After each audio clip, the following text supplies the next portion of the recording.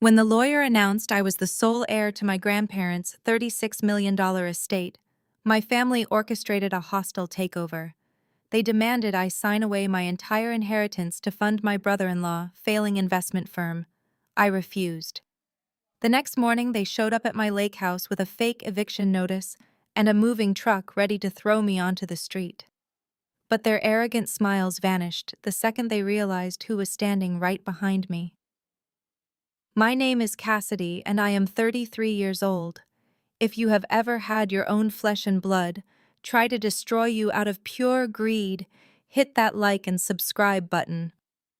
You will want to hear exactly how I dismantled their lives, penny by penny. It had been exactly 48 hours since the funeral. The mahogany-paneled conference room in Chicago felt suffocating. We were all still wearing our mourning black. The scent of lilies from the memorial service seemed to cling to my mother Patricia, masking the stench of her absolute greed. My grandparents, Theodore and Beatrice Harrison, had perished in a private plane crash over the Rockies.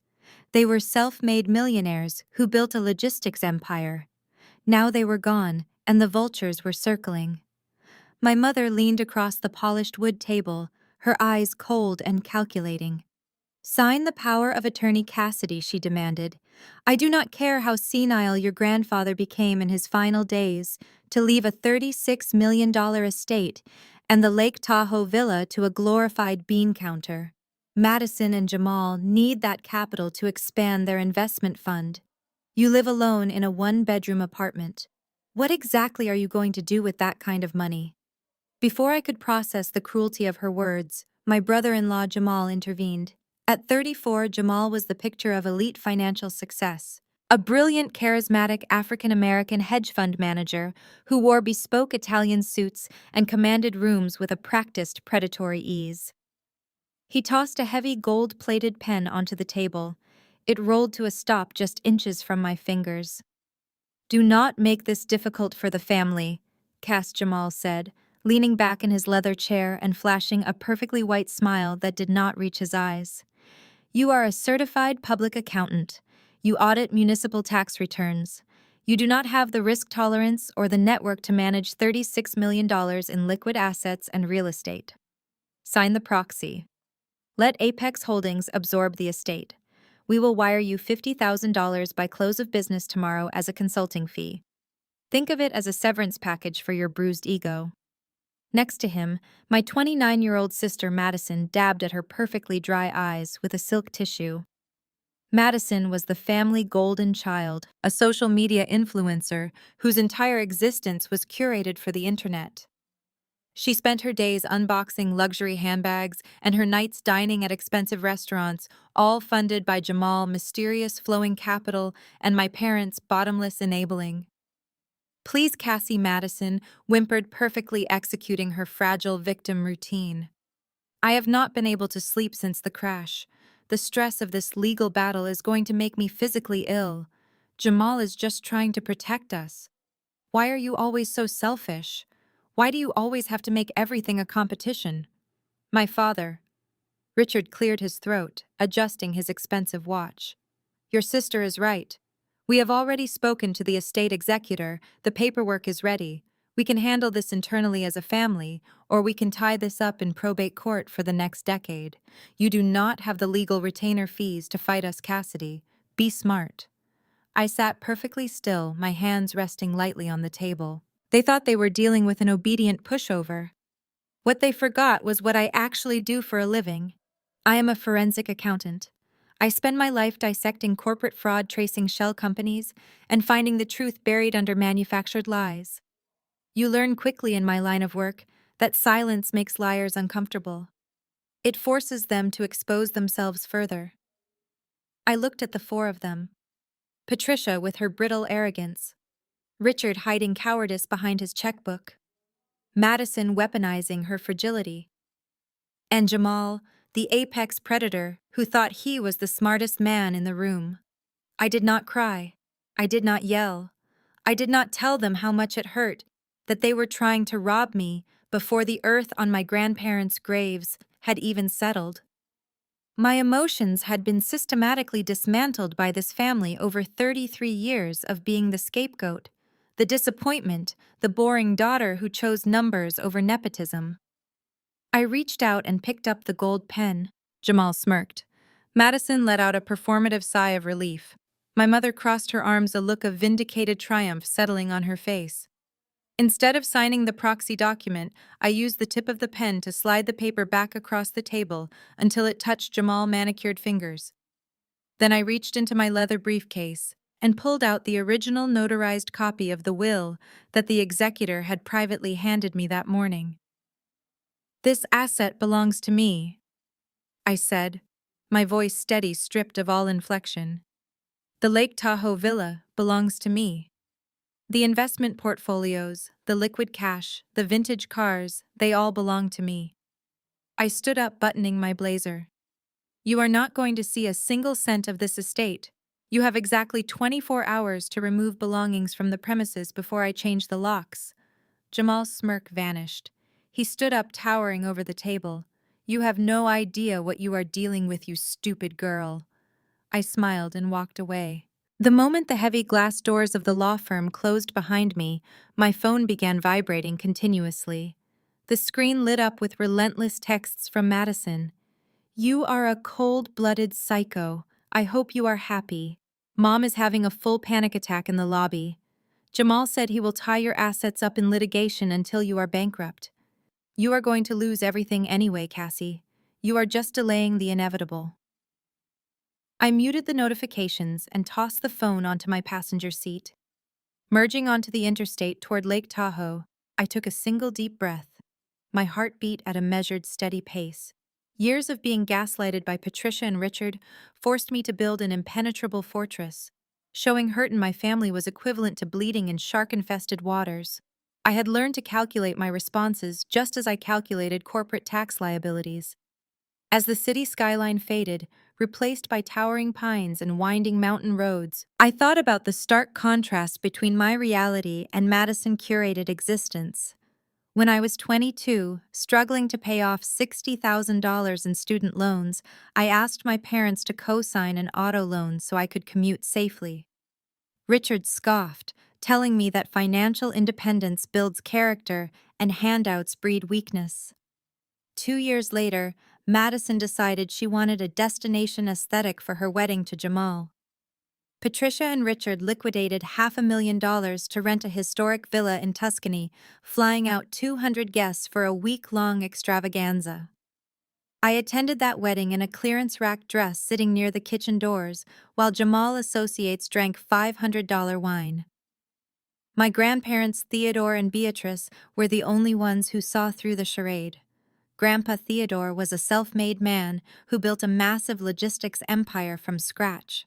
He did not care about designer labels or country club memberships. He cared about work ethic. He cared about facts. "You have a mind for the truth, Cassidy," he told me once, sitting on the wooden dock. "You see the architecture of things. Numbers never lie to you. People will lie to your face, but the math always leaves a trail." I gripped the steering wheel tighter as the altitude climbed. Grandpa Theodore was not senile. He was sharp as a tack until the day that plane went down. He had left the entire estate to me because he knew I was the only one who would not squander it.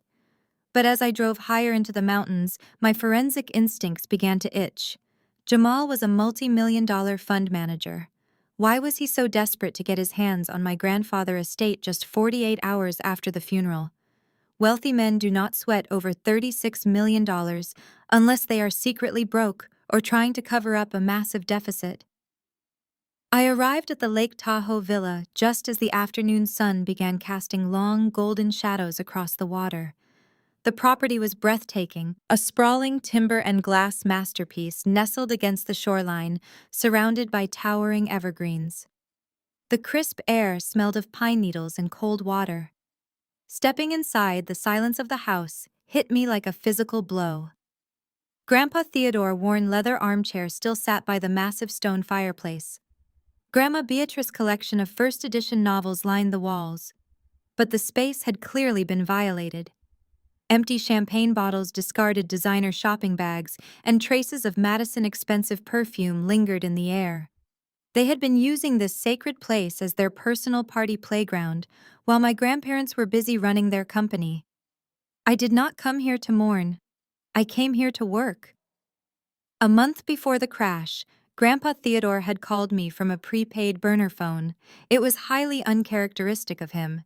His voice had been strained and clipped. "Cassidy, if anything happens to me, you go to the lake house. You go to the wine cellar. Look behind the 1998 Bordeaux rack. Do not tell your parents. Especially do not tell Jamal." I made my way down the oak staircase into the basement wine cellar. The air was perfectly climate-controlled, cool and damp. I walked past rows of expensive vintages until I found the 1998 Bordeaux section. My heart hammered as I reached out, gripping the wooden frame of the rack. I pulled. It was heavy, but it swung outward on a set of concealed oiled hinges, revealing a small, reinforced steel safe embedded in the concrete foundation. The keypad blinked a faint green. I did not have to guess the combination. Grandpa Theodore only trusted one set of numbers, the exact date he had purchased his very first delivery truck, 041478. The heavy locking mechanism clacked and the steel door swung open. Inside sat a heavy-duty encrypted hard drive, a thick black leather ledger, and a handwritten note resting on top. I pulled the note out into the dim light of the cellar. The handwriting was rushed and jagged. "Cassidy, if you are reading this, I am gone, and the wolves are at the door. I trusted the wrong people. I let Richard handle the pension fund transfers, and I let Jamal manage the corporate liquid assets. I thought he was a financial genius. I was a fool. They have been bleeding the company dry. I have spent the last 6 months tracking the bleed, but I do not have the legal authority to seize the Cayman accounts without alerting them and causing them to destroy the evidence. The hard drive contains the raw transfer data. The ledger contains my personal notes. Take them down now, Cass. Take them all down." I stared at the paper, the reality of the situation crashing over me like a freezing wave. My grandfather had not just left me an inheritance, he had left me a crime scene. I stood in the damp chill of the wine cellar, the heavy leather ledger in one hand and the encrypted hard drive in the other. The sheer gravity of his final written words anchored my feet to the concrete floor. Jamal and my father had been bleeding Harrison Logistics dry. The logistics empire Theodore had built through 50 years of sweat-calculated risks and unyielding integrity was being hollowed out by the very men entrusted to protect it. I carefully folded the handwritten note, placing it inside the ledger for safekeeping, and made my way back up the spiraling oak staircase. Emerging into the sprawling living room, the lingering scent of Madison's signature floral perfume struck me again, mixed with the stale odor of expensive cigars. They had treated this architectural masterpiece like a cheap party rental. I walked over to the massive dining table, crafted from a single slab of reclaimed redwood. This would be my command center. I set down the ledger and the drive, then fetched my secure, air-gapped laptop from my vehicle. As I connected the power cables, my gaze drifted to a framed photograph sitting on the stone mantel. It was taken 3 Christmases ago. Patricia and Richard stood in the center, wrapped in cashmere, flanked by Madison and Jamal. Madison was draped in a tailored Chanel coat, flashing her brilliant, perfectly veneered smile. Jamal stood tall beside her, his hand resting possessively on her waist, projecting the ultimate image of a Wall Street titan. I was conveniently absent from the photo, having been relegated to taking the picture. The contrast between our realities had always been a bitter pill, but looking at their arrogant faces now, it felt completely toxic. While I had spent my late 20s buried in corporate tax codes, working 80-hour weeks to build my own independent forensic accounting practice, Madison had turned existing into a lucrative career. Just last month, she had posted a glossy 20-minute video touring her new $4 million penthouse in downtown Chicago. She credited Jamal's brilliant market strategies and her own exhausting work as a brand ambassador for their success.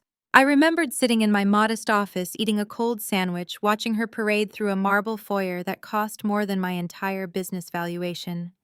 My parents had proudly shared her video to everyone in their country club circle, boasting about their golden child and their visionary son-in-law. When I had successfully uncovered a massive embezzlement ring for a Fortune 500 client the year before, making headlines in financial journals, Patricia had simply waved it off. She called my profession dreary and depressing, asking why I could not find a nice hedge fund manager like Jamal instead of hunting down criminals. They wanted a socialite daughter to use as a prop for their charitable galas. Instead, they got a bloodhound, and now the bloodhound was inside their house. I booted up my laptop, the screen illuminating the darkening room. I needed the password to decrypt the drive. I closed my eyes, summoning the memory of Theodore. I pictured his calloused hands, his sharp, evaluating gaze, and the way he smelled of black coffee and motor oil. When I was 16, while Madison was busy competing in junior beauty pageants, Grandpa Theodore had called me into his home office. He tossed a thick binder of financial reports onto the desk. It was a dummy corporate balance sheet he had deliberately doctored. Find the lie, Cassidy, he had challenged me. Companies are living organisms. When they bleed, they leave a trail. You just have to know which artery to check. I spent 6 hours locked in that office, ignoring my mother's demands to come socialize with her guests. When I finally pointed out the discrepancy in the inventory depreciation logs, Theodore had smiled a genuine, radiant smile. You have the gift, he told me. Years later, when Jamal entered the family picture, Theodore had been the only one immune to his charismatic charm. Jamal used complex financial jargon, throwing around terms like algorithmic hedging, leveraged derivatives, and offshore tax optimization. Richard and Patricia were mesmerized, eager to hand over the management of the family trust to this supposed prodigy. Theodore had pulled me aside during an anniversary dinner, his eyes narrowed as he watched Jamal hold court. A man who talks in circles is hiding a square truth, he had muttered. He is too polished, Cass. A real builder has dirt under his fingernails. Theodore had trusted his gut, but he was losing his physical strength. He knew he could not take on Jamal and Richard without irrefutable proof, and his failing health had bought them time. They thought he was just a dying old man entirely dependent on them. They underestimated his resolve, and they drastically underestimated me. I looked down at the password prompt on my screen. The date of his first delivery truck had unlocked the physical safe. But for the digital encryption, Theodore would use something deeper, something only the two of us shared. I typed in the exact inventory code from that dummy balance sheet he gave me when I was 16. Alpha 739er Delta. The progress bar flashed green. Access granted. A chill ran down my spine as folders began populating on my desktop. I opened the master file labeled Apex Holdings Escrow. Row upon row of offshore banking data transfer logs and falsified corporate resolutions filled the screen. The sheer volume of the data was staggering. I was no longer a grieving granddaughter. I was a predator stepping into the hunting grounds. I poured myself a glass of cold water, cracked my knuckles, and began tracing the arteries to see exactly how much my family had bled him dry. I leaned closer to the glowing screen, entirely ready to dismantle their fabricated lies completely today. I leaned closer to the glowing screen, entirely ready to dismantle their fabricated lies completely today. The first hour of forensic auditing is always the quietest. It is just you and the raw data stripped of emotion. I sorted the master transfer logs, filtering by origin and destination. Jamal had set up a classic layering scheme. He used Apex Holdings to funnel corporate revenues into intermediate accounts. From there, the money was layered through shell companies in the British Virgin Islands before surfacing in the Cayman Islands. But Jamal made a fundamental error. When moving millions, volume becomes a liability if you do not vary routing protocols. Jamal used the exact same digital authorization signature for every transfer. I cross-referenced these logs with Richard's internal corporate approvals. My father had bypassed the dual authentication protocols of Harrison Logistics. He rubber-stamped every single outbound wire. As I dug deeper, a glaring inconsistency caught my eye. The offshore accounts were not just holding the stolen capital, they were distributing it back onto U.S. soil through a real estate holding trust. I pulled up the asset register. The trust owned residential properties. Right at the top of the list was a familiar address. The very Lake Tahoe villa I was currently sitting inside. According to county tax records, this house was owned outright. But Jamal's fraudulent documents indicated he had secretly leveraged the property, taking out a shadow mortgage against its equity. He used the house as collateral to cover liquidity holes in his hedge fund. I turned my attention back to the leather ledger. Theodore's handwritten notes were meticulous but cryptic. The final entry read, "The digital trail is not enough. Jamal controls the banking executives. They will bury the digital evidence. The physical proof is in the architecture. Find the dead space."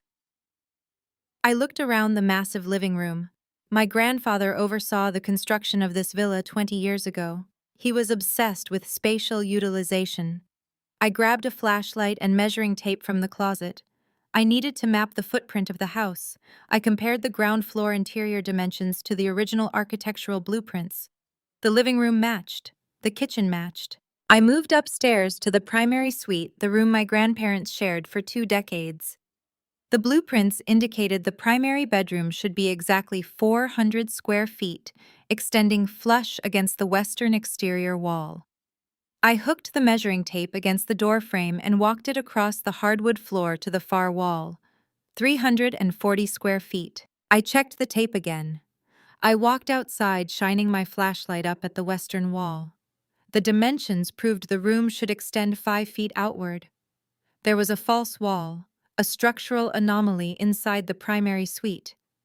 I rushed back upstairs, my heart hammering against my ribs. I approached the western wall. It was paneled in reclaimed cedar. I pressed my palms against the wood, feeling for drafts or pressure plates. My fingers traced the natural knots and grooves. Nothing felt loose. I dropped to my knees, inspecting the baseboards. The baseboard trim was seamless, except for a barely perceptible gap near the far corner. I slipped my fingernail into the gap and pulled. The trim popped off, revealing a scanner hidden in the floorboard. I placed my thumb against it. A red light flashed. Access denied. I sat back, breathing heavily.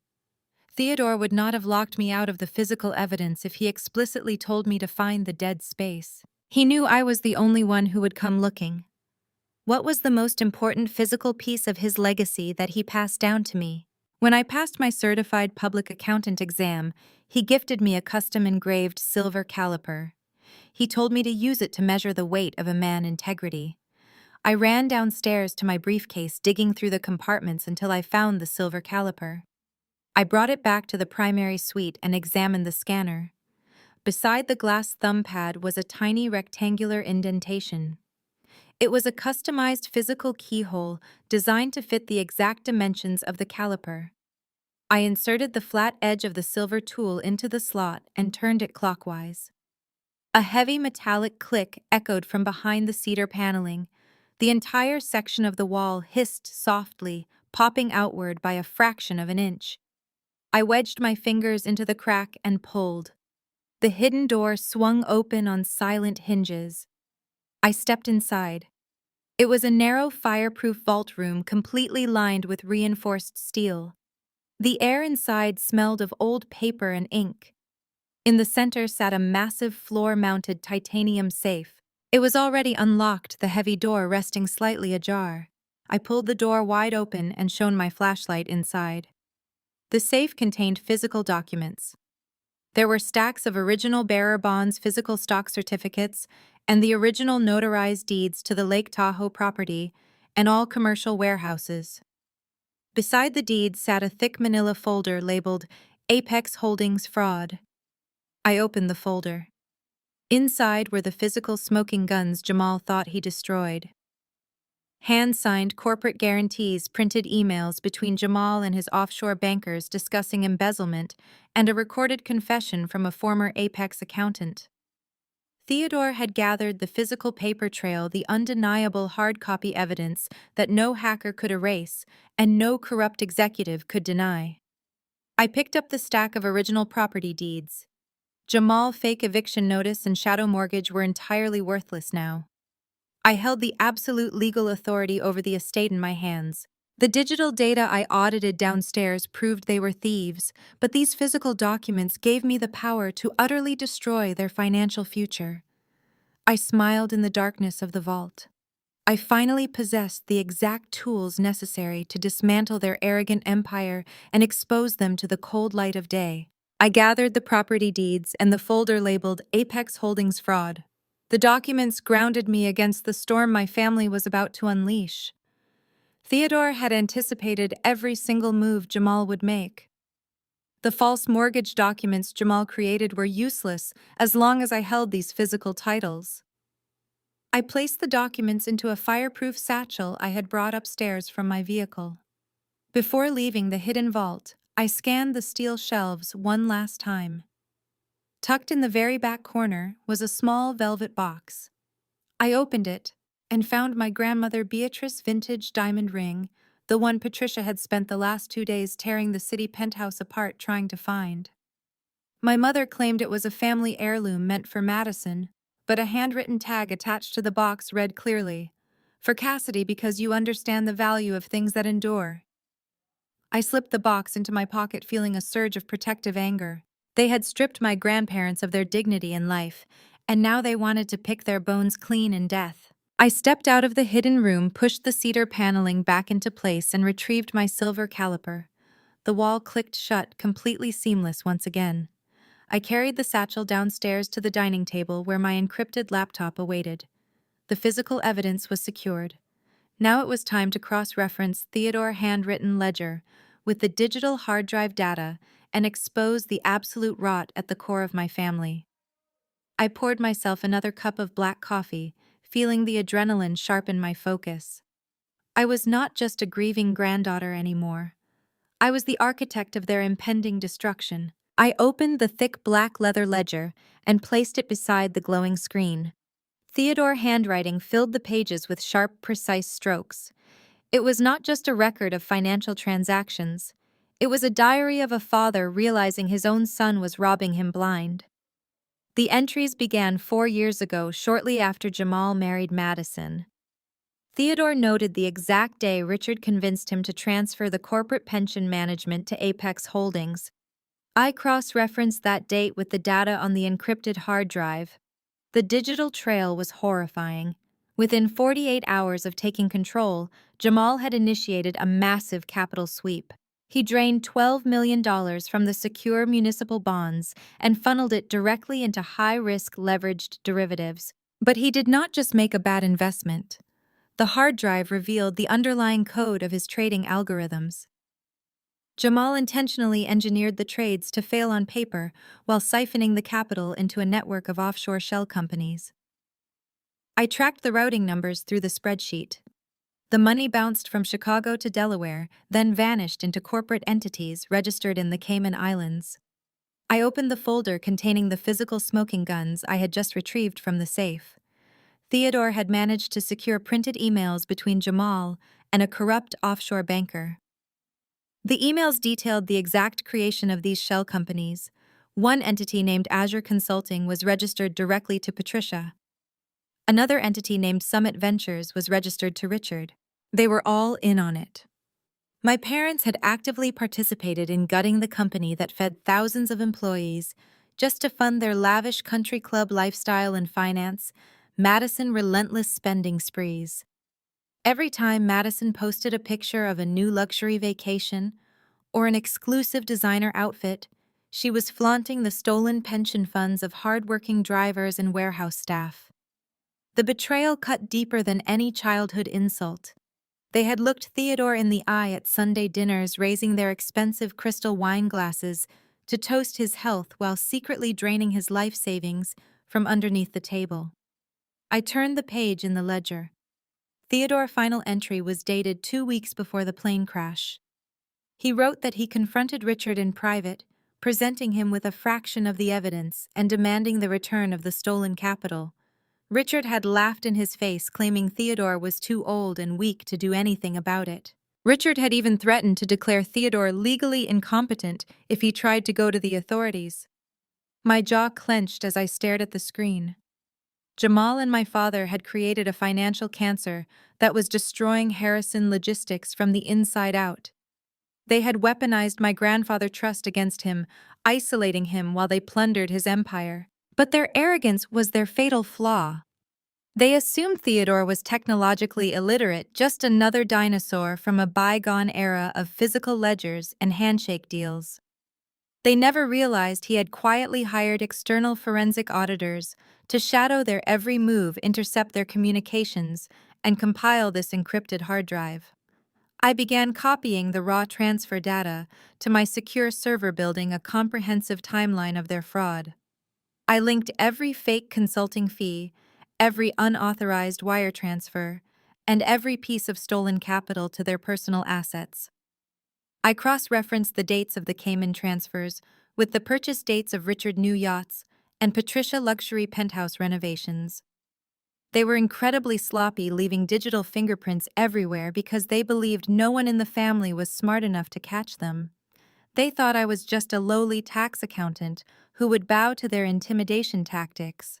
They wanted to steal $36 million from me to cover their massive hedge fund losses.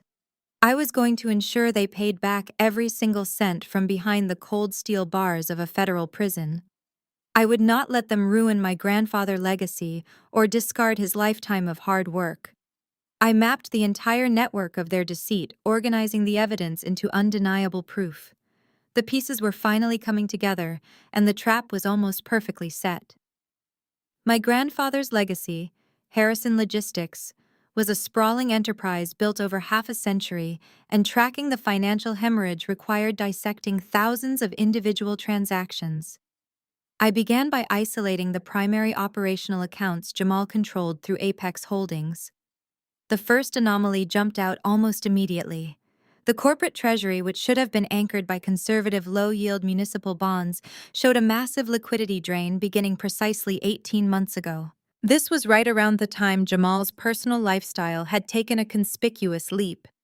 New cars, bespoke suits, and the sudden acquisition of a multi-million-dollar summer home in the Hamptons. Jamal's methodology was textbook wire fraud, layered with just enough complexity to fool my father, who rubber-stamped the authorizations without looking past the executive summaries. The scheme operated on a consistent cycle. Every quarter, just before the financial reporting deadlines, a substantial capital injection from Harrison Logistics would be moved into a secondary holding account at a major domestic bank. The stated purpose, according to the fraudulent memos signed by Richard, was strategic international expansion and joint venture funding. From that secondary account, the funds were splintered into smaller, less noticeable wire transfers, deliberately kept just under the federal reporting thresholds to avoid immediate scrutiny by the Financial Crimes Enforcement Network. These splintered transfers were routed to a network of offshore entities. The primary destination was the Cayman Islands, a jurisdiction notorious for its strict corporate secrecy laws. But Jamal made a critical error. He assumed the veil of offshore anonymity was impenetrable. He didn't anticipate someone with access to both the internal corporate ledgers and the physical banking records my grandfather had secured in his vault. I cross-referenced the Swift codes from the hard drive data with the physical documents. The trail led directly to a master shell company named Azure Consulting LLC, registered in Grand Cayman. Azure Consulting LLC was the linchpin of the operation. It acted as a financial clearinghouse, receiving the stolen funds and then quietly distributing them back to the United States under the guise of consulting fees and management dividends. The brilliance of the scheme lay in its circular nature. The money left the company as a legitimate business expense and returned as clean taxable income to Jamal and my parents. I dug into the corporate registration details for Azure Consulting. As my grandfather's notes had indicated, the beneficial owner was Patricia Harrison. My mother was not just a passive beneficiary of Jamal's fraud, she was the central conduit for laundering the stolen capital. But the rabbit hole went deeper. I tracked the outbound payments from Azure. Millions were funneled into Summit Ventures, an LLC registered in Delaware. The managing director of Summit Ventures was Richard Harrison.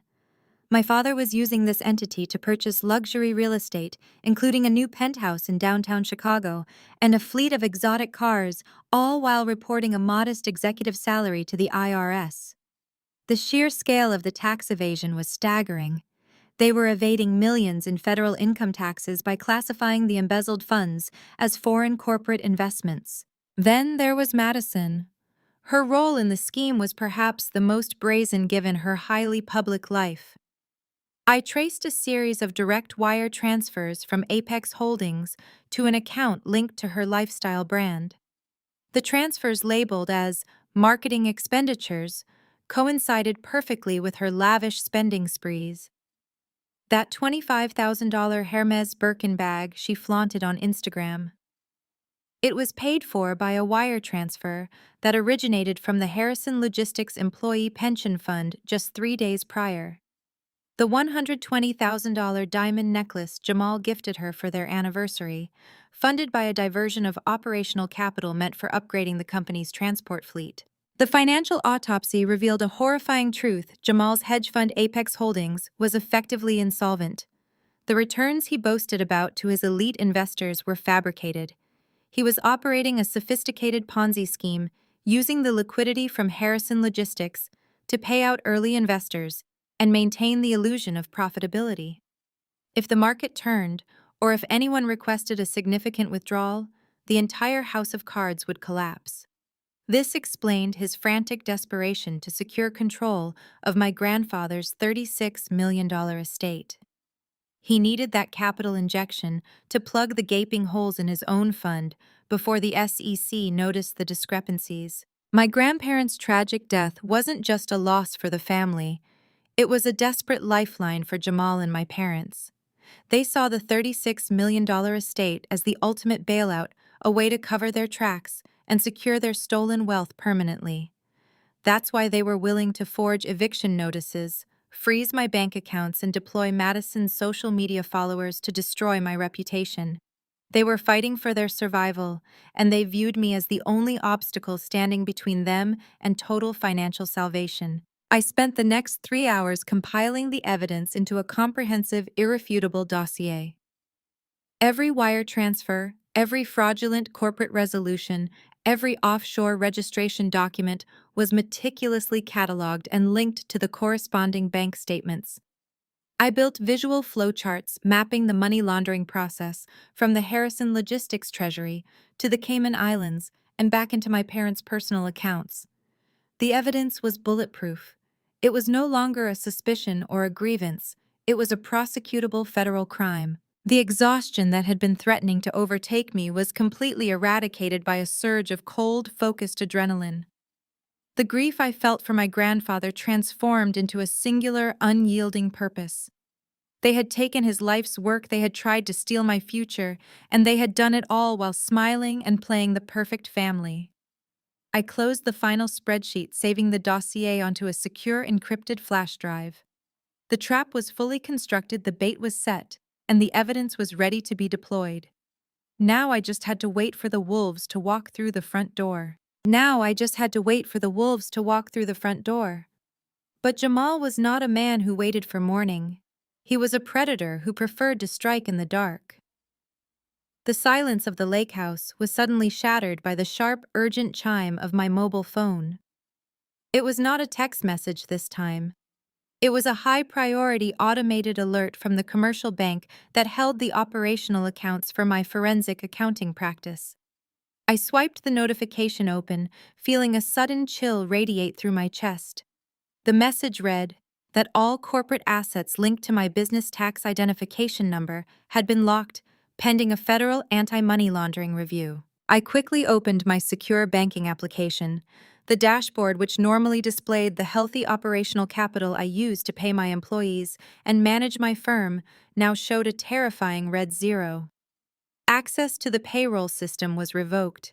My corporate credit lines were suspended. The personal accounts frozen earlier in the day were just a warning shot. This was the actual bombardment. Jamal was leveraging his extensive network of corrupt banking executives to systematically dismantle my entire financial identity. He knew that taking $36 million from a grieving granddaughter might look suspicious, but taking it from a disgraced, financially ruined accountant under investigation for money laundering would look like a necessary intervention. The alerts began compounding, flooding my screen in a synchronized wave of digital destruction. An email arrived from the state accountancy board. An anonymous complaint had been filed against my certified public accountant license, alleging gross professional misconduct and misappropriation of client funds. My license was placed on immediate administrative suspension pending a formal hearing. Another email hit my inbox from my commercial landlord in the city. My automatic rent payment for my office space had bounced, and the lease was being flagged for default. Jamal was not just trying to starve me into signing over my grandfather's estate. He was executing a scorched earth campaign designed to obliterate my livelihood, my reputation, and my ability to ever work in the financial sector again. My phone rang, vibrating violently against the hardwood table. The caller identification displayed a blocked number, but I knew exactly who was on the other end. I accepted the call and lifted the device to my ear without speaking. A low, arrogant chuckle filled the speaker. "Are you watching your life evaporate?" Cassidy Jamal asked, his voice dripping with venomous satisfaction. "I told you that you were out of your depth. You thought you could outsmart me because you know how to read a tax return. I move markets. I control capital. I can erase you from the financial system with 3 phone calls, and I just did." I listened to his gloating, keeping my breathing perfectly steady. "How does it feel?" He continued, his tone turning vicious. "Your business accounts are locked. Your payroll is frozen. By tomorrow morning, your employees will find out their boss is under investigation for money laundering. You have no access to cash, no credit, and your professional license is effectively suspended. You are a ghost. You cannot even hire a defense attorney because no reputable law firm will take a retainer from a frozen account. You have absolutely nothing left to fight with." I remained silent, letting him revel in his perceived victory. His need to brag was his greatest vulnerability. "Sign the proxy document," Jamal commanded, dropping the pretense of amusement. "You sign over the estate to Apex Holdings tomorrow morning, and miraculously the anonymous complaints against your license will disappear. The bank holds will be lifted due to a clerical error. You get your little accounting firm back, and you get the $50,000 severance I generously offered. If you refuse, I will make sure the federal government audits you into oblivion. I will drag your name through the mud until you cannot even get a job as a bank teller." He paused, waiting for me to beg, waiting for the tears and the panic that my mother and sister always weaponized. When I offered nothing but silence, his breathing grew heavier over the line. "Do you understand me, Cassidy?" He barked, the polished facade cracking to reveal the desperate thug underneath. "I understand perfectly, Jamal," I replied, my voice echoing coldly in the empty lake house. "I understand that you are terrified." I ended the call and placed the phone back on the table. Jamal thought he had cornered a helpless victim. He believed his coordinated financial attack would break my spirit. He did not realize that by initiating these fraudulent bank freezes and submitting false complaints to the state board, he had just committed several more verifiable acts of extortion and wire fraud. He was handing me the exact evidence I needed to prove his intent to manipulate the estate through illegal coercion. His arrogance blinded him to the fact that every digital move he made left a permanent, traceable fingerprint. I reached into my briefcase and pulled out a secure, prepaid, encrypted mobile hotspot. As a forensic accountant who regularly deals with hostile corporate targets, I never rely on a single point of failure. I had established a series of contingency protocols years ago. I connected my air-gapped laptop to the encrypted network, bypassing the frozen commercial accounts entirely. I accessed an offshore emergency trust I had legally established in the Isle of Man, a fully compliant and protected reserve that Jamal and his banking friends could not touch. I quickly routed enough capital through a secondary legal entity to ensure my employees would be paid on time and my office lease would remain secure. Jamal thought his financial attack was lethal, but it was merely a temporary inconvenience. He had thrown his best punch, and I was still standing perfectly balanced and completely prepared to destroy him. Tomorrow morning would finally bring a true, inescapable reckoning. While I secured my offshore financial lifelines, Madison was busy executing the secondary phase of their coordinated attack. My phone vibrated against the mahogany table. It was another notification from Instagram. Madison had escalated her initial tearful video into a full-blown multi-platform smear campaign. She was live streaming to her followers, weaponizing her carefully cultivated audience of over 1 million people to destroy whatever was left of my personal reputation. I watched the broadcast. Madison paced her custom marble kitchen in an oversized sweatshirt, performing her vulnerability perfectly. "Guys, I am just so overwhelmed," Madison told her phone camera, her voice trembling. "I told you earlier about my sister Cassidy. Well, it is getting worse. We just found out she has locked us out of the lake house. She is sitting in there right now, hoarding my grandparents' belongings. She has always been deeply troubled, but this is a completely new level of psychosis. My parents are terrified of her. She has a history of violent outbursts, and she is using my grandfather passing as an excuse to extort us." The live comments poured in like a digital avalanche. Thousands of strangers were demanding my arrest, tagging local law enforcement agencies, and sending me death threats. The psychological warfare was textbook. Patricia and Richard had clearly fed Madison the talking points.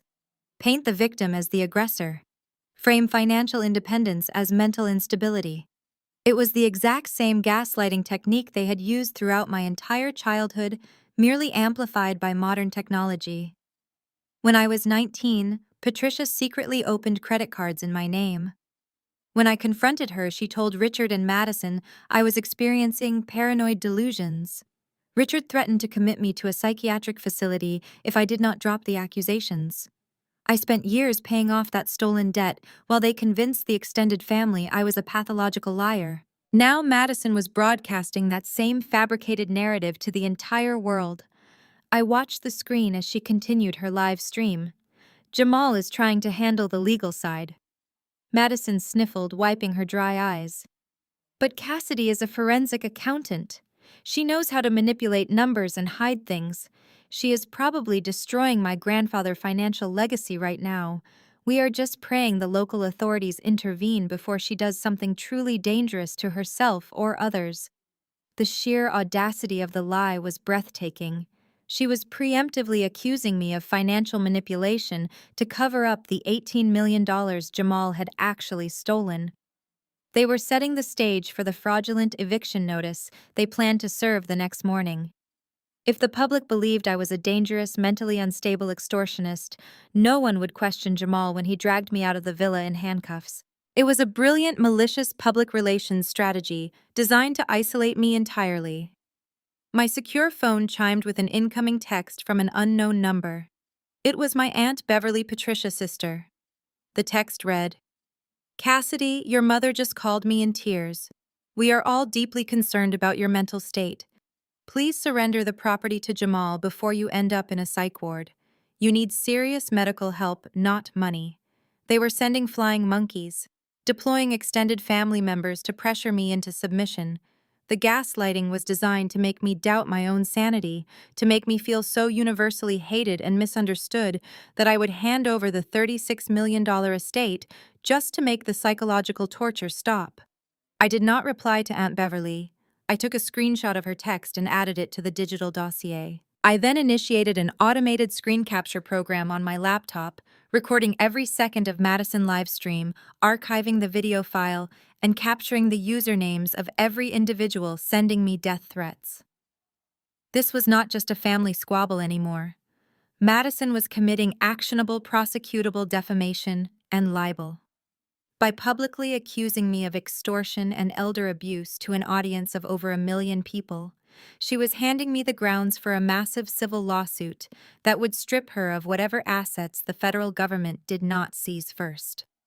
I poured myself another cup of espresso and watched the viewer count on Madison video climb past 200,000. Let her talk. Let her construct this massive, fragile house of cards in front of the entire internet. The more she spoke, the tighter she pulled the noose around her own neck. She was now permanently linking her public brand to Jamal criminal enterprise.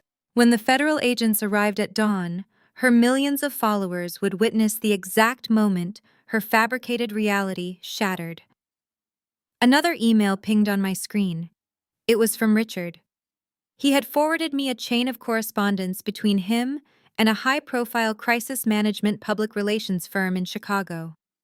The subject line simply read, "Your choice." The email detailed a media strategy to leak anonymous tips to financial blogs claiming my accounting firm was under federal investigation for money laundering. He was showing me the loaded gun. If I did not sign the proxy, he would pull the trigger and destroy my career permanently. I leaned back in Theodore leather armchair, feeling the cold, hard weight of the silver caliper in my pocket.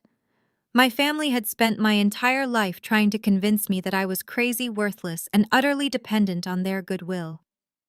They had almost succeeded when I was younger. But I was not a scared girl anymore. I was a professional investigator who hunted financial predators for a living. I took another sip of the bitter espresso, my eyes fixed on the live stream, where Madison was currently begging her followers to send prayers for her safety. They truly thought psychological warfare would break me. They did not realize it only gave me the absolute moral clarity to destroy them without a single ounce of mercy or regret. The live stream abruptly ended, but the digital assault did not. My phone screen remained a chaotic blur of incoming hostility as Madison's followers flooded every available communication channel. Then a new notification cut through the noise. It was an audio message from Patricia. I clicked play, allowing my mother's voice to echo in the cavernous, empty living room of my grandfather's house. She did not sound panicked or concerned anymore. With the public narrative firmly established by Madison, Patricia had dropped the fragile maternal mask entirely. Her voice was cold, sharp, and laced with absolute contempt. "Listen to me carefully, Cassidy," Patricia hissed through the speaker. "Jamal has frozen your firm's accounts, and Richard has authorized the crisis management team to prepare the press release about your alleged money laundering. You have no money, no leverage, and by tomorrow morning, you will have no reputation. You brought this entirely on yourself. We built a beautiful life, and we will not let an ungrateful, stubborn child destroy it just because you feel entitled to Theodore's estate. Sign the proxy before Jamal arrives at dawn. If you force us to evict you, I will personally make sure the judge deems you mentally unfit to manage your own basic affairs. We will take everything. Do not test me." The audio message clicked off. I sat in the sprawling, quiet house, letting the profound malice of her words sink into the walls. I did not feel a single sting of sorrow.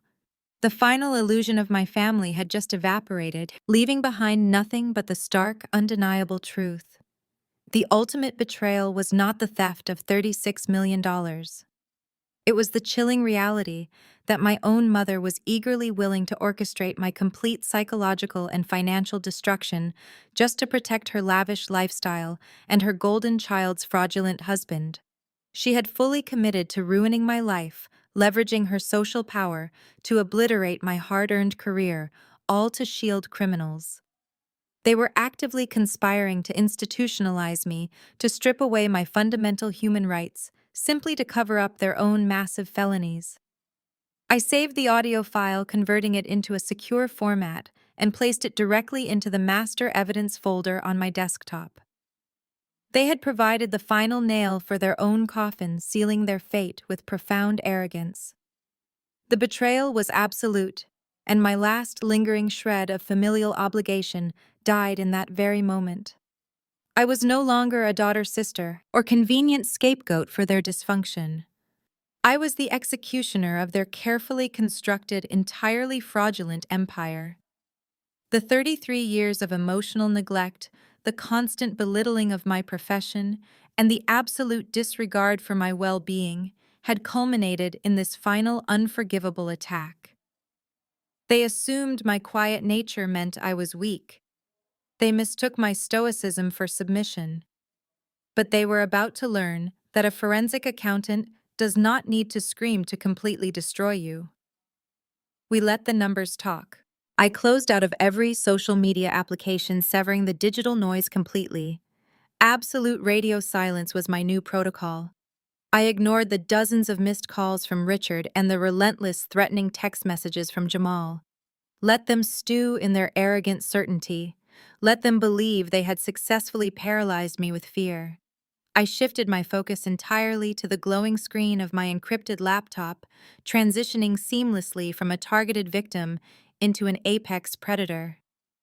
The expansive living room of the Lake Tahoe villa was dead quiet, save for the rhythmic tapping of my keyboard.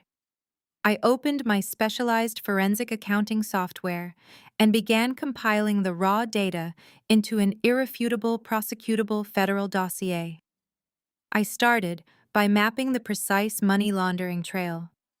I created a visual schematic connecting the Harrison Logistics corporate treasury to Jamal failing hedge fund Apex Holdings. From there, I drew bright red digital lines tracking the splintered wire transfers across international borders, landing squarely in the offshore accounts of Azure Consulting in the Cayman Islands.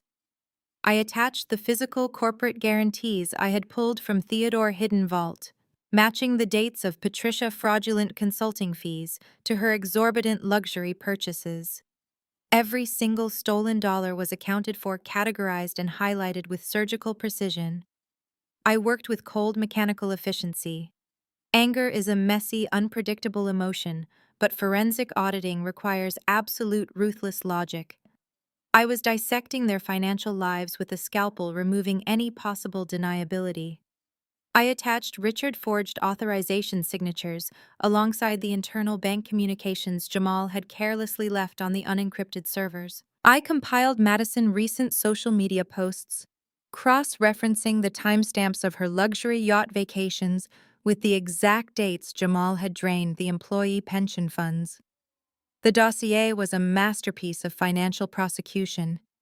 It contained enough concrete hard copy evidence to secure federal indictments for wire fraud, tax evasion, money laundering, and elder financial abuse without requiring a single verbal testimony. I checked the antique grandfather clock standing in the corner of the room. It was well past midnight. The storm outside had settled, leaving the surface of the lake looking like a sheet of polished obsidian under the moonlight. I cracked my knuckles, stretching my stiff shoulders. I had spent my entire life trying to shrink myself to fit into their narrow, toxic expectations. Now I was expanding, claiming my space, and preparing to drop a nuclear bomb on their reality. I stood up, walked into the kitchen, and turned on the espresso machine. The low hum of the grinder broke the heavy silence of the house. I had just finished packaging the encrypted files for transmission.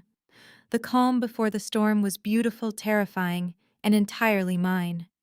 The realization that I was no longer playing defense sent a thrilling surge of adrenaline through my veins. Tomorrow morning, they would arrive with their fraudulent eviction notice, expecting to find a broken, weeping victim. Instead, they would face a fortified vault of justice. It was time. It was time. I carried my steaming cup of espresso back to the dining table, the rich aroma cutting through the stale air of the lake house. The compilation of the evidence was nearing its final stage, but I needed to ensure the money laundering trail was so densely mapped that no defense attorney could ever unravel it. Forensic accounting is like reconstructing a shattered mirror. Every tiny shard must fit perfectly into the hole, or the reflection is completely distorted. I sat down and pulled up the secondary layer of banking records from the encrypted hard drive. Jamal had been arrogant, but he was not entirely incompetent. He had attempted to use a technique known as smurfing, breaking down the stolen capital into hundreds of smaller transactions to avoid triggering automated banking alerts.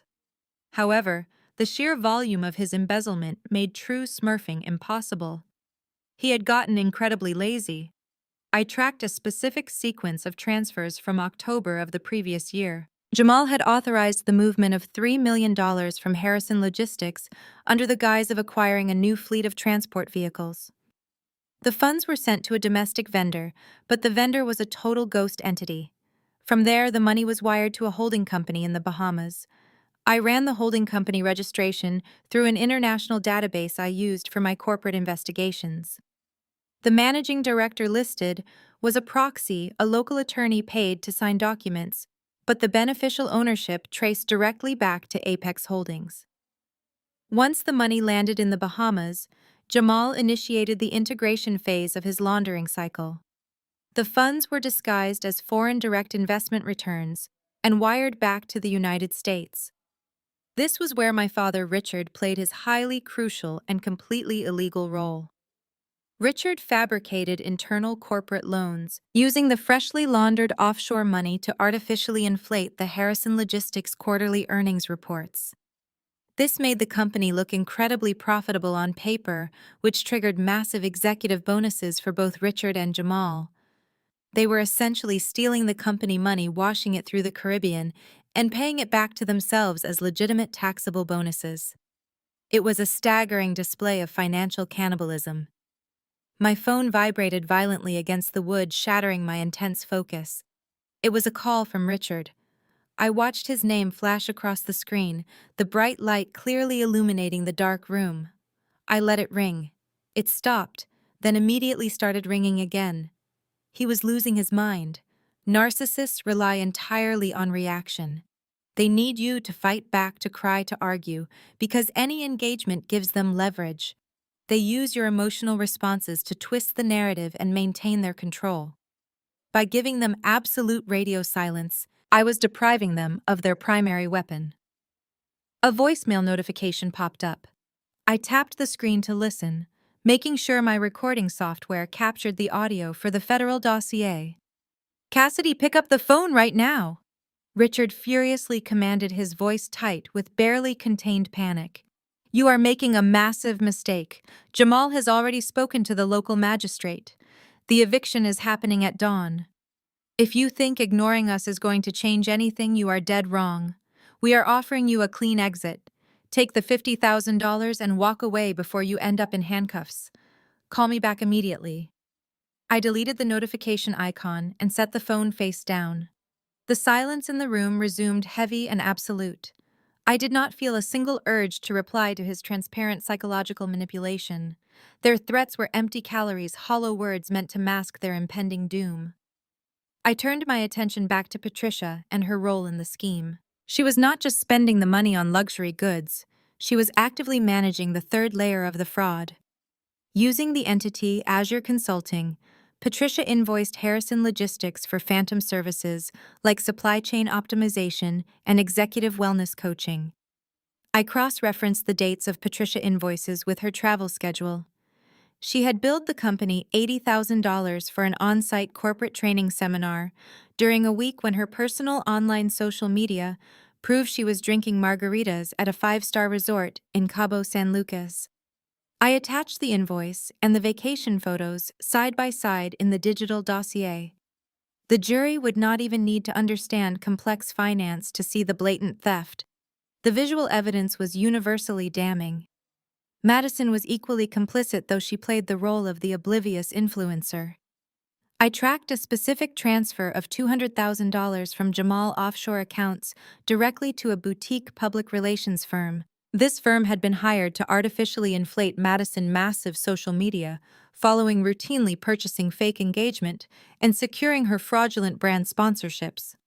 Her entire online empire, her carefully curated image of the successful self-made entrepreneur, was entirely subsidized by my grandfather's stolen pension funds. I added the public relations firm invoices to the master file, ensuring her digital kingdom would burn right alongside Jamal hedge fund.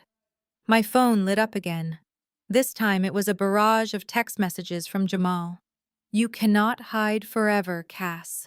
I know you are in there. The sheriff deputy is a personal friend of mine.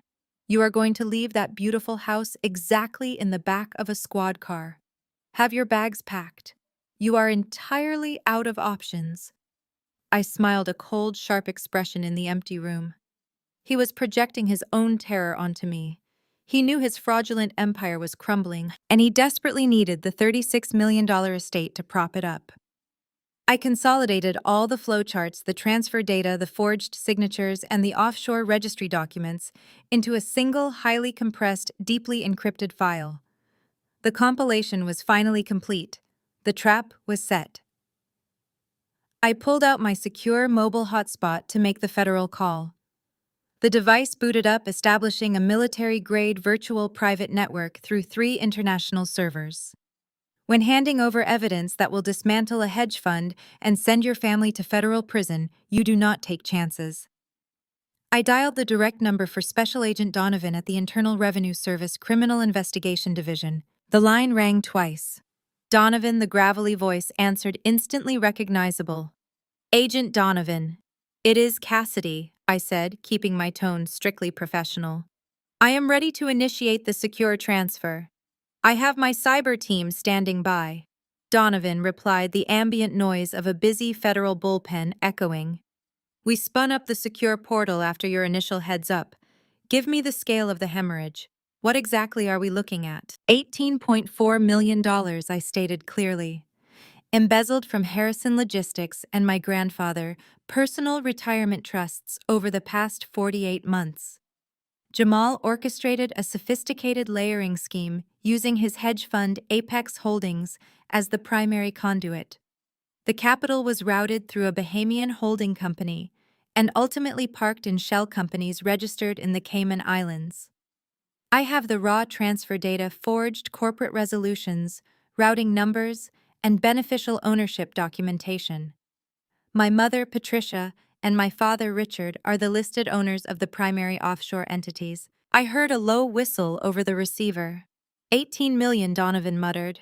Jamal has been on our radar for a while. We suspected Apex Holdings was cooking its books, but his domestic accounts always looked clean. We could never establish probable cause to subpoena the offshore records.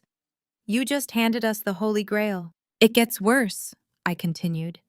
Apex Holdings is entirely insolvent. Jamal has been operating a Ponzi scheme using the stolen capital to pay off early investors and mask massive market losses. That is why he is attempting to force me to sign over the $36 million estate. He needs that liquidity immediately to prevent a catastrophic collapse. We are not going to let that happen, Donovan said, his voice hardening. Initiate the transfer now. I highlighted the encrypted folder containing every flowchart, falsified invoice, digital fingerprint, and the audio recording of Madison conspiring to steal my trust fund. I dragged the file into the secure federal Dropbox.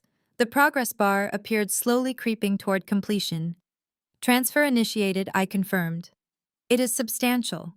It includes physical property deeds and signed guarantees I recovered from a hidden vault. You are inside the Lake Tahoe villa right now, Donovan asked sharply. Yes. My family is arriving at 8 o'clock tomorrow morning to execute a fraudulent eviction. Jamal claims he secured an emergency vacate order and is bringing a local deputy to physically remove me. He is trying to intimidate me into abandoning the property so he can seize assets before probate begins. A local deputy, Donovan growled. He is using local law enforcement under the color of law to facilitate a federal extortion scheme. That is a mistake. The magistrate who signed that order is going to be facing a judicial review by noon. The file is at 90%, I reported. Agent Donovan, I need to know that your team will be here. If I stay in this house, I am placing myself in a hostile confrontation. Jamal is desperate, and desperation makes people dangerous. Cassidy, listen to me, Donovan said protectively. I am coordinating with the Federal Bureau of Investigation right now. We have a multi-agency task force mobilizing. We are securing federal arrest warrants for wire fraud, tax evasion, money laundering, and elder financial abuse. We will have agents positioned around the perimeter of the estate long before dawn. You will not be in any danger. Transfer complete, I announced as the portal displayed a confirmation badge. You have the dossier. I heard the rapid clicking of keyboards on Donovan's end of the line. A tense silence stretched as his cyber team decrypted the package and verified the contents. My heart beat steadily. I had just handed over the loaded gun. There was no turning back now. Cassidy Donovan finally spoke, genuine awe in his voice.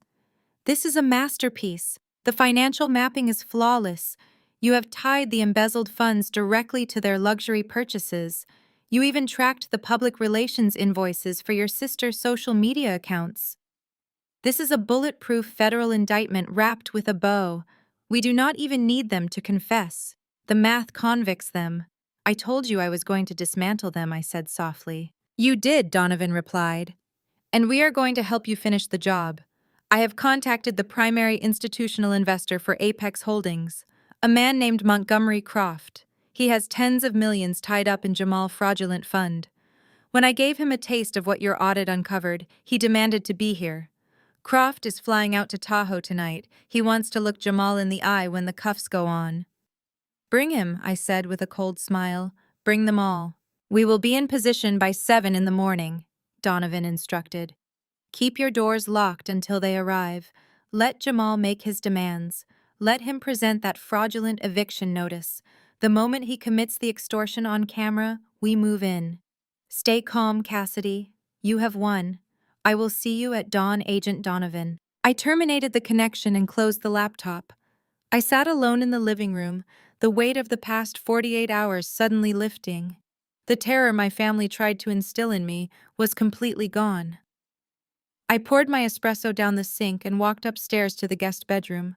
I set my alarm for 6 in the morning, laid down and closed my eyes.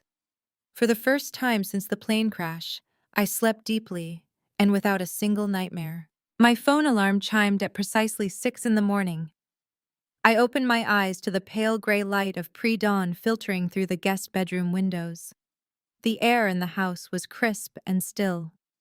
I threw off the duvet and stood up feeling entirely rested. The tension that usually accompanied interacting with my family was completely absent. Today was not a family reunion. It was a controlled demolition. I walked into the attached bathroom and splashed cold water on my face. Looking in the mirror, I saw the woman my grandfather had always known was there. The forensic accountant who dealt in undeniable facts. I dressed meticulously in my tailored charcoal blazer, a crisp white silk blouse and dark slacks. I wanted them to walk in expecting a broken hysterical girl and instead find a corporate executioner. I picked up my phone from the nightstand. The screen was littered with notifications. Richard had been busy while I slept. He had sent a barrage of texts starting at 4 in the morning, his anxiety driving him to lash out.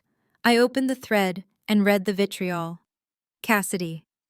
I am giving you one final warning. Jamal secured the emergency eviction notice from the municipal judge last night. We are meeting Deputy Miller at the county line, and we are driving up together. The next text arrived 20 minutes later. Do not embarrass this family any further. The moving truck is already dispatched. If you force the deputy to put you in handcuffs, I will personally see to it that you undergo a mandatory psychiatric evaluation. You are acting completely unhinged. The final text arrived moments before my alarm. We are an hour away. Pack your bags, leave the property keys on the kitchen counter and walk away. If you try to take any of your grandfather's assets from that house, Jamal will have you arrested for theft. You have absolutely zero leverage left. I smiled. The arrogance was blinding. Richard genuinely believed that by throwing the word arrest around, he could shock me into submission. He relied on their classic playbook to isolate, intimidate, and overpower. I took screenshots of every single message. They were beautiful additions to the digital dossier. Richard was officially documenting his role in the extortion plot, putting his own digital signature on a federal conspiracy. I sent the screenshots directly to Agent Donovan via the secure portal. The phone screen flashed, confirming the encrypted upload. I made my way downstairs to the massive kitchen overlooking the lake. The sky was beginning to turn a bruised purple, the first hint of sunrise bleeding over the Sierra Nevada mountains. I walked to the stainless steel espresso machine. I filled the portafilter with fresh dark roast beans and tamped them down with practiced precision. The low mechanical hum of the grinder broke the absolute silence of the house. I locked the portafilter into place and pulled a double shot. The rich, earthy aroma filled the kitchen, grounding me entirely in the present moment. It was a mundane action brewing espresso, but it felt incredibly powerful. While they were speeding up the mountain in a state of chaotic desperation, I was comfortably enjoying my morning routine in a $36 million estate that legally belonged to me. I took my espresso and walked into the sprawling living room. This was the stage. I needed it set perfectly. I positioned the plush white sectional sofa to directly face the heavy oak front doors. When they walked in, they would have no choice but to look at me. I walked over to the front doors and turned the deadbolt counterclockwise. I left the doors completely unlocked. I wanted them to walk in with the arrogant swagger of conquerors. I wanted them to cross the threshold feeling entirely victorious before I dropped the floor out from under them. Next, I retrieved the fireproof satchel containing the physical property deeds, the falsified corporate guarantees, and the printed emails between Jamal and his offshore bankers. I placed the satchel underneath the glass coffee table hidden from immediate view, but within easy reach.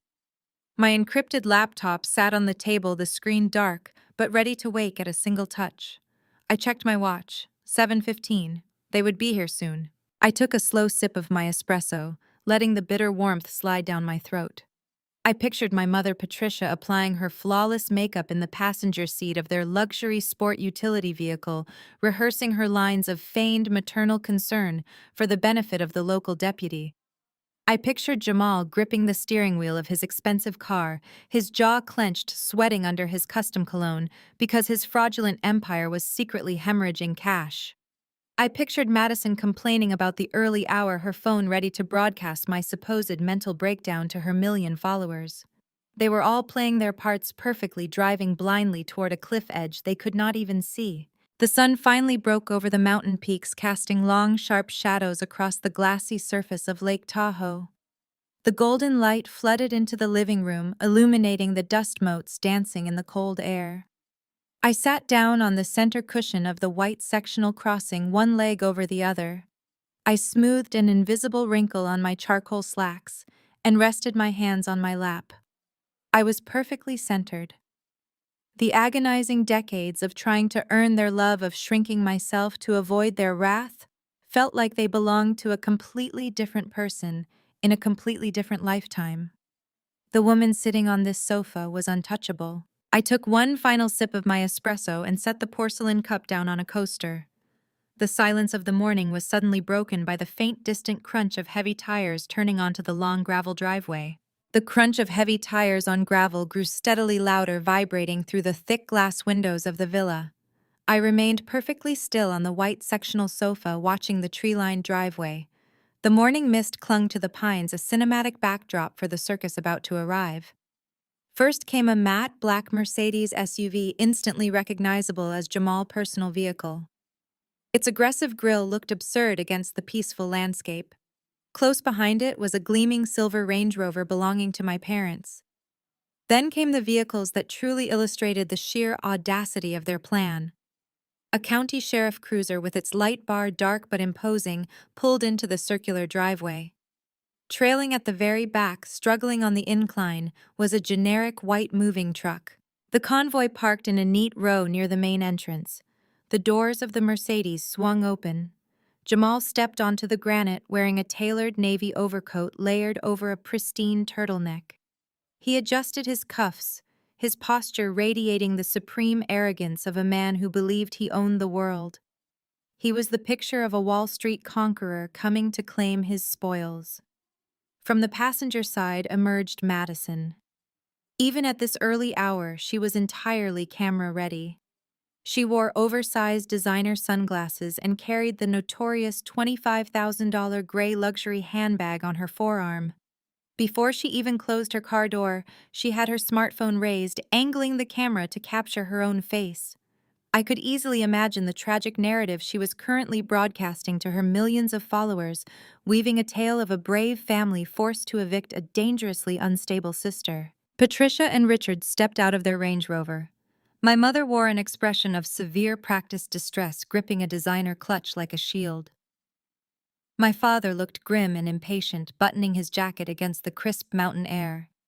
They stood together, a united front of enablers waiting for their son-in-law to lead the charge. The local deputy climbed out of his cruiser. He was a thick-set man with a graying mustache, resting his hand casually on his utility belt. He looked around the massive estate, visibly impressed, then walked over to Jamal. Jamal greeted the deputy with a firm handshake and a wide, familiar smile, acting as if they were old friends at a country club rather than a wealthy fraudster and a local law enforcement officer executing an illegal order. Jamal pointed toward the house, then gestured to the two men sitting in the cab of the moving truck, signaling them to wait for his command. The group began their march toward the massive oak front doors. Jamal took the lead, his expensive leather shoes crunching rhythmically against the gravel. The deputy walked half a step behind him, holding a clipboard with the fraudulent paperwork. Patricia and Richard followed closely, their faces tight with manufactured resolve. Madison trailed at the rear, her phone still elevated, capturing the dramatic approach for her digital audience. I watched them through the glass, noting the absolute certainty in their movements. They truly believed I was inside packing my bags in a state of sheer panic. They thought the sight of a police uniform and a moving truck would shatter my resolve completely. They expected begging, crying, and desperate apologies. I adjusted my posture slightly, ensuring my back was perfectly straight against the sofa cushions. Jamal reached the front entrance. He did not bother to knock or ring the bell. He simply grabbed the heavy brass handle and pushed. Finding it unlocked, a momentary look of surprise flashed across his face, but it was quickly replaced by a predatory smirk. He pushed the double doors wide open, stepping into the grand foyer with the authority of a landlord inspecting a newly acquired property. The rest of the family filed in behind him, their footsteps echoing on the polished stone floor.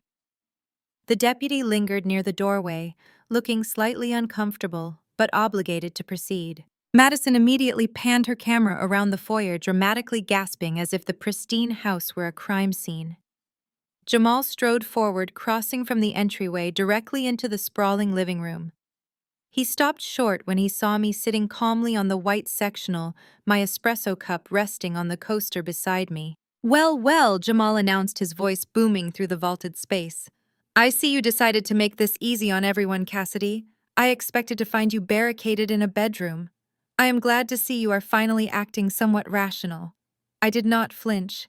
I kept my eyes locked on his, my expression utterly void of emotion. Patricia stepped forward, flanking Jamal. Her eyes swept over my tailored suit, momentarily confused by my composed appearance. "We did not want it to come to this." Cassidy, my mother said, her voice dripping with artificial sympathy. "We really tried to handle this internally. But your behavior over the last 2 days, the delusions, the refusal to communicate, it left us no choice. You need psychiatric help, not a $36 million estate. We are doing this for your own good." Richard nodded firmly in agreement. "You forced our hand, Cassidy. We brought Deputy Miller here to ensure this transition happens peacefully. Do not make this any more humiliating for yourself." Madison kept her phone trained on me. She stepped closer to Jamal, hiding behind his broad shoulders. "Just cooperate, Cassie," she whined, pitching her voice perfectly for the camera microphone. "Please do not make the police hurt you. Just let us get you the help you need." Jamal tossed the clipboard onto the glass coffee table directly in front of me. The metal clip clattered loudly against the surface. "That is a temporary emergency vacate order," Jamal stated, crossing his arms over his chest. "Signed by a municipal judge last night. You have exactly 30 minutes to gather your personal items and vacate these premises. If you refuse, Deputy Miller is going to arrest you for criminal trespass. The moving team outside will box up whatever you leave behind." The deputy cleared his throat, stepping slightly further into the room. "Mom, I am just here to enforce the order provided by your family," he said, his tone carrying a mix of authority and reluctance. "I strongly suggest you comply so we can keep this civil." I looked at the piece of paper on the table. I did not reach for it. I did not look at the deputy. I kept my gaze fixed entirely on Jamal, watching the arrogant certainty radiating from his stance. He thought he had delivered the ultimate checkmate. He thought he had successfully weaponized the law against me. He had absolutely no idea at all that he had just walked into a federal snare. I let the silence stretch. In the corporate auditing world, absolute silence is a highly effective forensic tool. When you interrogate a suspect who has embezzled corporate funds, you never rush to fill the quiet air. You let the quiet air suffocate them. You let their own guilt and anxiety build until they feel compelled to speak, to justify their actions, to over-explain their presence. I remained perfectly seated on the white sectional sofa, my posture relaxed, but completely commanding. I did not glance at the fraudulent piece of paper resting on the glass table. I did not acknowledge the local deputy standing near the entryway. I simply locked my eyes onto Jamal and waited. The psychological effect was immediate and palpable. Jamal's arrogant stance began to fracture just slightly. He shifted his weight awkwardly from his left foot to his right. He shot a quick, irritated glance at Richard, clearly expecting my father to step in and break the incredibly uncomfortable tension. When Richard remained frozen in place, Jamal turned his attention back to me. His jaw tightened, the muscles ticking visibly under his dark skin. He adjusted the cuffs of his bespoke overcoat, a physical tell that indicated his rising internal panic. "Are you deaf, Cassidy?" Jamal snapped, his voice losing its polished veneer and taking on a harsh, grating edge. "I said you have 30 minutes. The clock is ticking. You are not going to sit there and ignore a lawful court order. Get up and start packing your bags right now." I slowly reached out, picked up my porcelain cup, and took a measured sip of espresso. The dark roast was entirely lukewarm by now, but the sharp caffeine still heightened my senses. I placed the cup back down with a soft, deliberate clink against the glass table. I still did not say a single word. Patricia could no longer handle the lack of reaction. She stepped aggressively around Jamal, her designer heels clicking sharply against the hardwood floor. She positioned herself directly in my line of sight, trying to force me to acknowledge her maternal authority. Her face was twisted into a mask of furious indignation. "Cassidy, stop this childish game right this instant," my mother demanded. Her voice trembled with a volatile mixture of genuine panic and manufactured outrage. "You are embarrassing yourself, and you are embarrassing this entire family in front of the authorities. We are giving you a graceful exit here. We offered you $50,000 to help you transition into a mental health facility. We are trying to be incredibly generous. If you make Deputy Miller put his hands on you today, we will not pay your bail. You will sit in a county jail cell while we take rightful possession of this estate. Is that what you truly want?" Richard moved to stand directly beside her, projecting the image of a stern, disappointed patriarch. He pointed a trembling finger at me, his face reddening. "You always do this. You always have to push things to the absolute brink just to get attention. You dropped out of our lives, you refused to participate in the family business, and now you want to steal your grandfather's legacy just to spite us. It ends today. The house is ours. The trust is ours. Pick up your bag and walk out that door before we ruin you." Behind them, Madison was hovering near the massive stone fireplace, holding her smartphone securely with both hands. The red recording light was clearly visible. I knew exactly what she was waiting for. She wanted me to scream. She wanted me to throw the espresso cup, to lunge at Patricia, to exhibit the exact unhinged, violent behavior she had described to her million followers the night before. If I lost my temper, her entire fabricated narrative would be validated instantly. The internet would brand me a violent sociopath, and Jamal would have all the legal justification he needed to physically drag me out of the villa. Instead of reacting emotionally, I tilted my head slightly, studying them like a biologist examining a particularly repulsive species of insect. The sheer desperation rolling off them was intoxicating. They were drowning in their own massive lies, and they desperately needed me to throw them a life preserver in the form of an emotional outburst. Deputy Miller cleared his throat again, stepping closer to the coffee table. He looked down at the eviction notice, then looked back at me. His body language betrayed his growing uncertainty. Officers deal with domestic disputes constantly. They know the difference between a panicked squatter and someone sitting in their own living room with absolute, unbothered confidence. My complete lack of fear was clearly making him second-guess the legality of the paper Jamal had handed him. He adjusted his utility belt, looking increasingly nervous. "Ma'am," the deputy started, his tone noticeably softer and far more respectful than before. "I really do not want to use force today. If you have a dispute regarding the property ownership, the proper venue to handle, that is in a civil courtroom, not here on the living room floor. But I have a document signed by a judge. I have to execute it. Please just stand up and walk outside quietly." I finally broke my silence, but I did not address my family. I spoke directly to the deputy, my voice calm and dripping with absolute authority. Deputy Miller, I said, maintaining steady eye contact with the officer.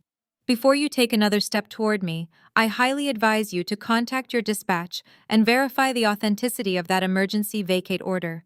Because if you physically remove me from this property, you will be participating in a coordinated federal extortion scheme.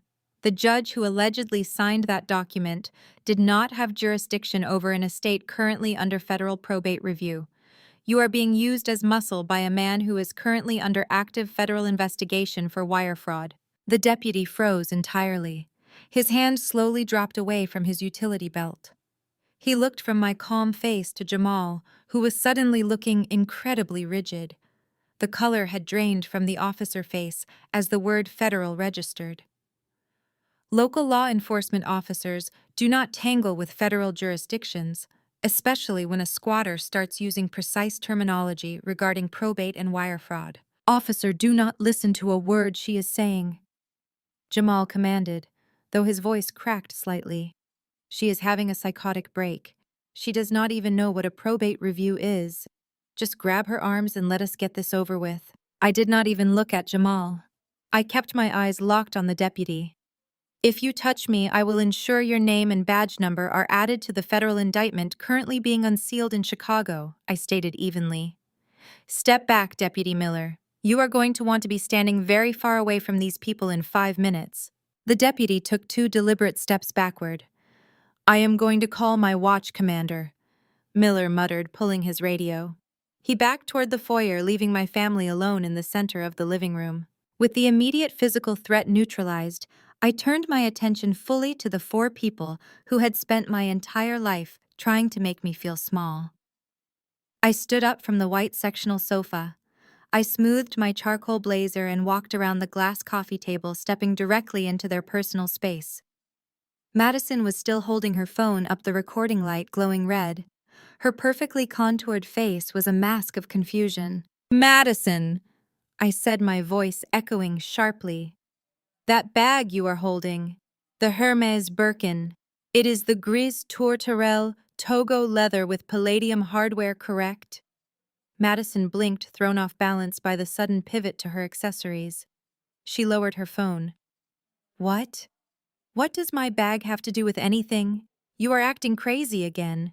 It has everything to do with this, I replied, stepping closer until I was inches from her. Because you purchased that specific bag on February 14th. The receipt from the boutique was time-stamped at 2:15 in the afternoon. Do you want to know what else happened on February 14th? Madison swallowed hard, taking a step backward into Jamal's chest. At exactly 9:14 that morning, I continued. Jamal authorized a wire transfer of $120,000 from Theodore Harrison Primary Retirement Trust. He routed that money through Apex Holdings, scrubbed it through a shell company in the Cayman Islands called Azure Consulting, and deposited it into your checking account. You bought that luxury bag with stolen money. Money stolen directly from a dying old man. The silence in the room was absolute and deafening. It was as if all the oxygen had been instantly sucked out of the space. Madison dropped her phone. It clattered loudly against the hardwood floor, the screen cracking, but she did not look down. Jamal's arrogant smirk vanished entirely, replaced by an expression of pure shock. The smooth, confident Wall Street titan dissolved into a panicked criminal in the blink of an eye. His dark skin turned ashen. Richard stepped forward, his hands trembling violently. What did you just say? I turned to my father. Over the last 48 months, you and Jamal embezzled $18.4 million from Harrison Logistics and my grandparents' personal trusts. I know about the Cayman Islands, Richard. I know about the forged corporate resolutions. And I know all about Summit Ventures, the Delaware LLC you used to buy your penthouse while hiding assets from the government. Patricia let out a strangled gasp, clutching her chest. You are lying, she stammered, though her voice wavered with pure terror. She knew. Of course she knew. Am I lying, Patricia? I asked, turning my focus onto my mother. Is that why Azure Consulting is registered in your name? You invoiced the company for $80,000 in coaching while sitting on a beach in Cabo San Lucas drinking margaritas. I have the falsified invoices matched perfectly to your vacation photographs. Stop talking! Jamal bellowed, his voice cracking with absolute desperation. He lunged forward, grabbing my shoulder roughly. Shut your mouth right now. You do not have any proof. You are just guessing. Deputy, arrest her right now. She is threatening my family. I looked down at his hand gripping my shoulder, then looked back up into his terrified eyes. I did not try to pull away. Let go of my arm, Jamal, I said. You are not just dealing with stolen retirement funds. I audited your hedge fund. Apex Holdings has been insolvent for 16 months. You are running a Ponzi scheme. You have been using my grandfather money to pay early investors to prevent a federal investigation. Your empire is a mirage. Jamal released my arm as if I had burned him. He stumbled backward, his breathing ragged and shallow. The realization that I had completely dismantled his impenetrable financial fortress was crashing down on him. You thought you could freeze my checking account and starve me into submission, I continued. You thought I could not read your offshore layering scheme. But you were sloppy, Jamal. You used the exact same signatures for every transfer. You left a digital highway straight to your own guilt. Patricia collapsed onto a nearby chair, her legs failing. Richard was clutching his chest, his face a terrifying shade of purple. Madison was openly weeping, the reality of her impending ruin penetrating her curated existence. The wolves who had come to devour me were now trapped in a cage of my own making, surrounded by the undeniable evidence of their grand larceny. They had nowhere left to hide. They were simply criminals waiting for the inevitable hammer to fall. The morning light continued to pour through the windows, illuminating their total and absolute devastation. The heavy silence shattered as the double doors of my grandfather's private home office swung open. The sound was sharp and commanding, echoing against the vaulted ceiling. Jamal flinched, his head whipping around toward the hallway. Richard and Patricia gasped in unison, their eyes widening in panic. Madison stopped weeping just long enough to stare in paralyzed confusion. Stepping out from the shadows was Special Agent Donovan. He wore a dark suit, his federal badge prominently displayed on his belt, gleaming under the modern light fixtures. Behind him walked 4 heavily armed officers wearing tactical windbreakers emblazoned with the bright yellow letters of the FBI and the IRS. They moved with synchronized precision, fanning out across the perimeter of the room and blocking every possible exit. But it was the man who walked out last that made Jamal stagger backward. Montgomery Croft, the billionaire primary institutional investor of Apex Holdings, stepped into the light. Montgomery was a silver-haired titan of the Chicago financial district, a man possessing a reputation for destroying anyone who wasted his money. His face was a mask of cold, controlled fury as his gaze locked onto my brother-in-law. Deputy Miller, hovering nervously near the foyer, took one look at the tactical gear and federal badges and realized he had marched into a federal sting operation. The color drained completely from the officer's face. He dropped the fraudulent eviction clipboard onto a side table as if it were burning his fingers.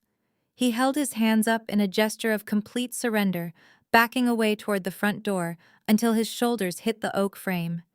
He wanted absolutely no part of whatever federal hammer was about to drop. Agent Donovan stepped into the center of the living room, his presence immediately dominating the space. He looked at Jamal with the sort of detached disgust a person reserves for a cockroach. Jamal opened his mouth to speak, to offer some smooth, rehearsed excuse, but Montgomery Croft cut him off before a single word could escape. You told me my capital was secured in short-term municipal bonds, Montgomery said, his voice quiet, but echoing with lethal authority. You sat in my office 3 weeks ago, drank my scotch, and handed me a prospectus showing a 12% yield. You swore the liquidity was fully backed. Meanwhile, you were siphoning $18 million from this woman's grandfather just to keep the lights on at your fraudulent firm. Montgomery Jamal stammered, raising his hands in a placating gesture. Please listen to me. This is a massive misunderstanding. The market took an unexpected downturn. We had some temporary liquidity issues, but the capital restructuring is already underway. I am securing new assets right now to cover the margins. Just give me 48 hours. I can explain everything. You do not have 48 hours, Agent Donovan interrupted, pulling a thick stack of folded documents from his inner jacket pocket. You do not even have 48 seconds. We have been reviewing the digital dossier Cassidy provided since midnight.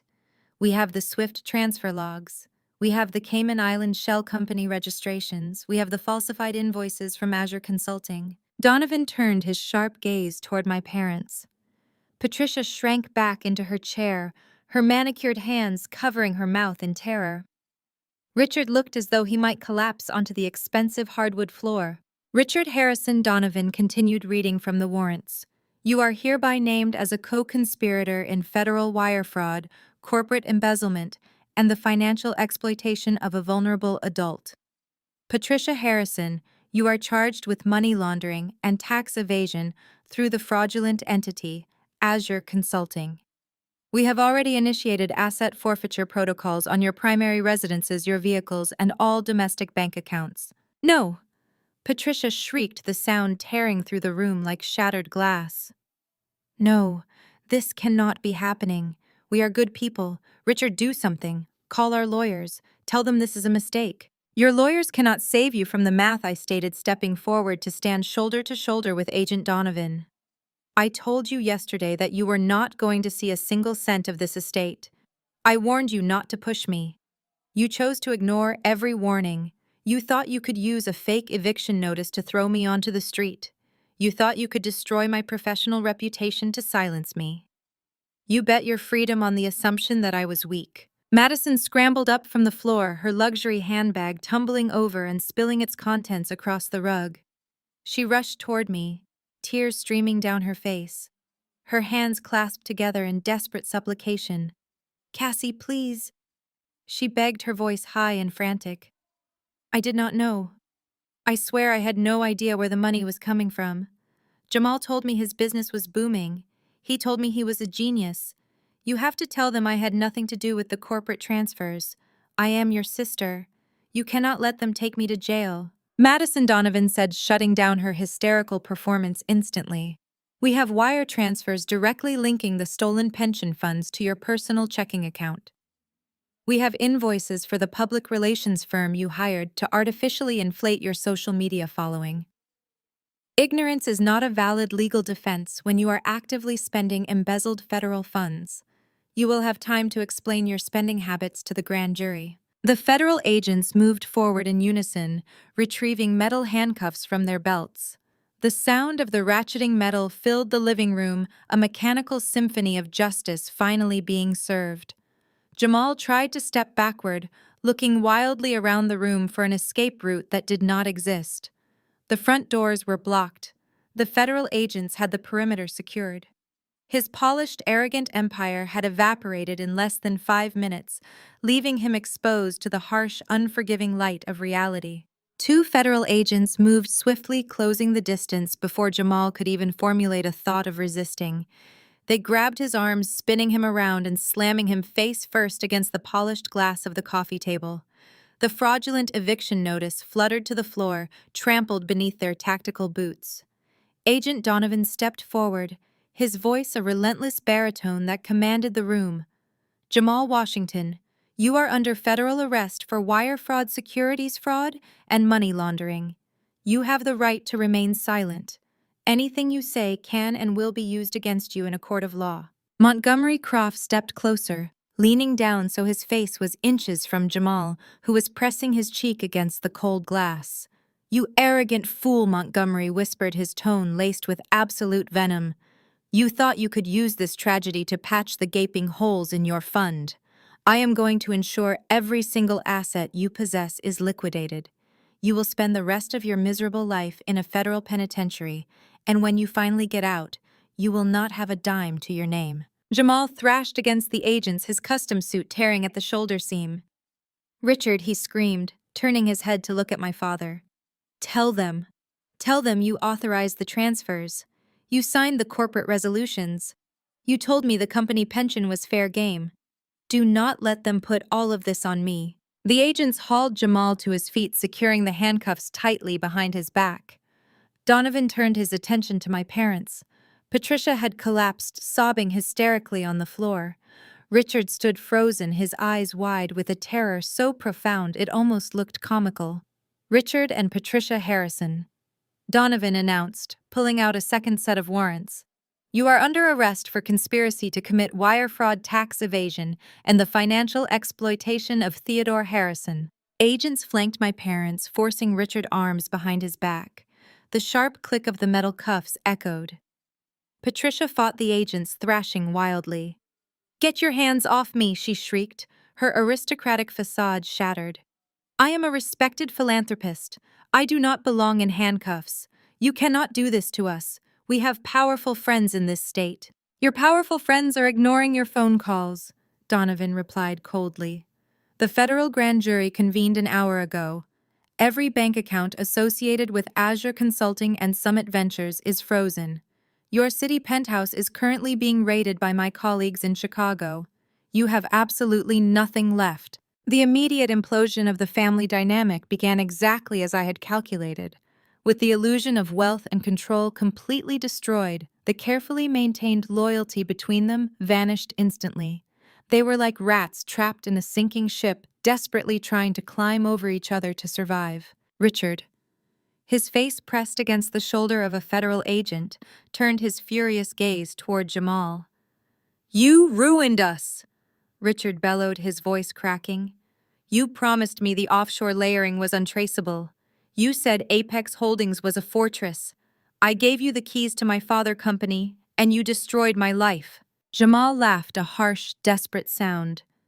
"I ruined you," Jamal shouted back, struggling against the officers holding him. "You greedy coward. You begged me to funnel that money into Summit Ventures to buy luxury cars and hide assets from the government. You authorized every wire transfer because you were too lazy to build your wealth. Do not act like a victim. You are just as guilty." Patricia wailed louder, her cries echoing off the vaulted ceiling.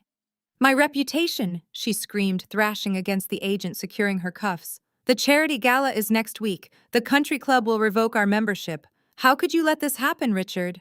You told me the Cayman accounts were secure. You told me Cassidy was a stupid auditor who would back down if we pushed hard enough." Madison watched the chaos unfold, her eyes darting frantically between her handcuffed husband and arrested parents. The reality of her situation was crashing down. Her massive social media empire, luxurious lifestyle, and $25,000 handbags were built on stolen money, and all of it was gone. She fell to her knees, crawling across the hardwood floor. She grabbed the hem of my charcoal slacks, her manicured fingers clutching the fabric like a lifeline. "Cassie, please!" Madison sobbed, her face streaked with ruined makeup. "You have to stop this. Tell them I had no idea. Tell them Jamal managed our finances. I am your sister. You cannot let them take my husband away. You cannot let them take my home. I will do anything you want. I will go online right now and tell everyone I lied about you. I will tell them you are a hero. Just please call off the agents." I looked down at the woman clutching my leg. This was the same sister who spent 48 hours trying to convince the world I was a dangerous psychopath. This was the sister who laughed wearing diamonds bought with my grandfather's stolen funds. I did not feel an ounce of pity.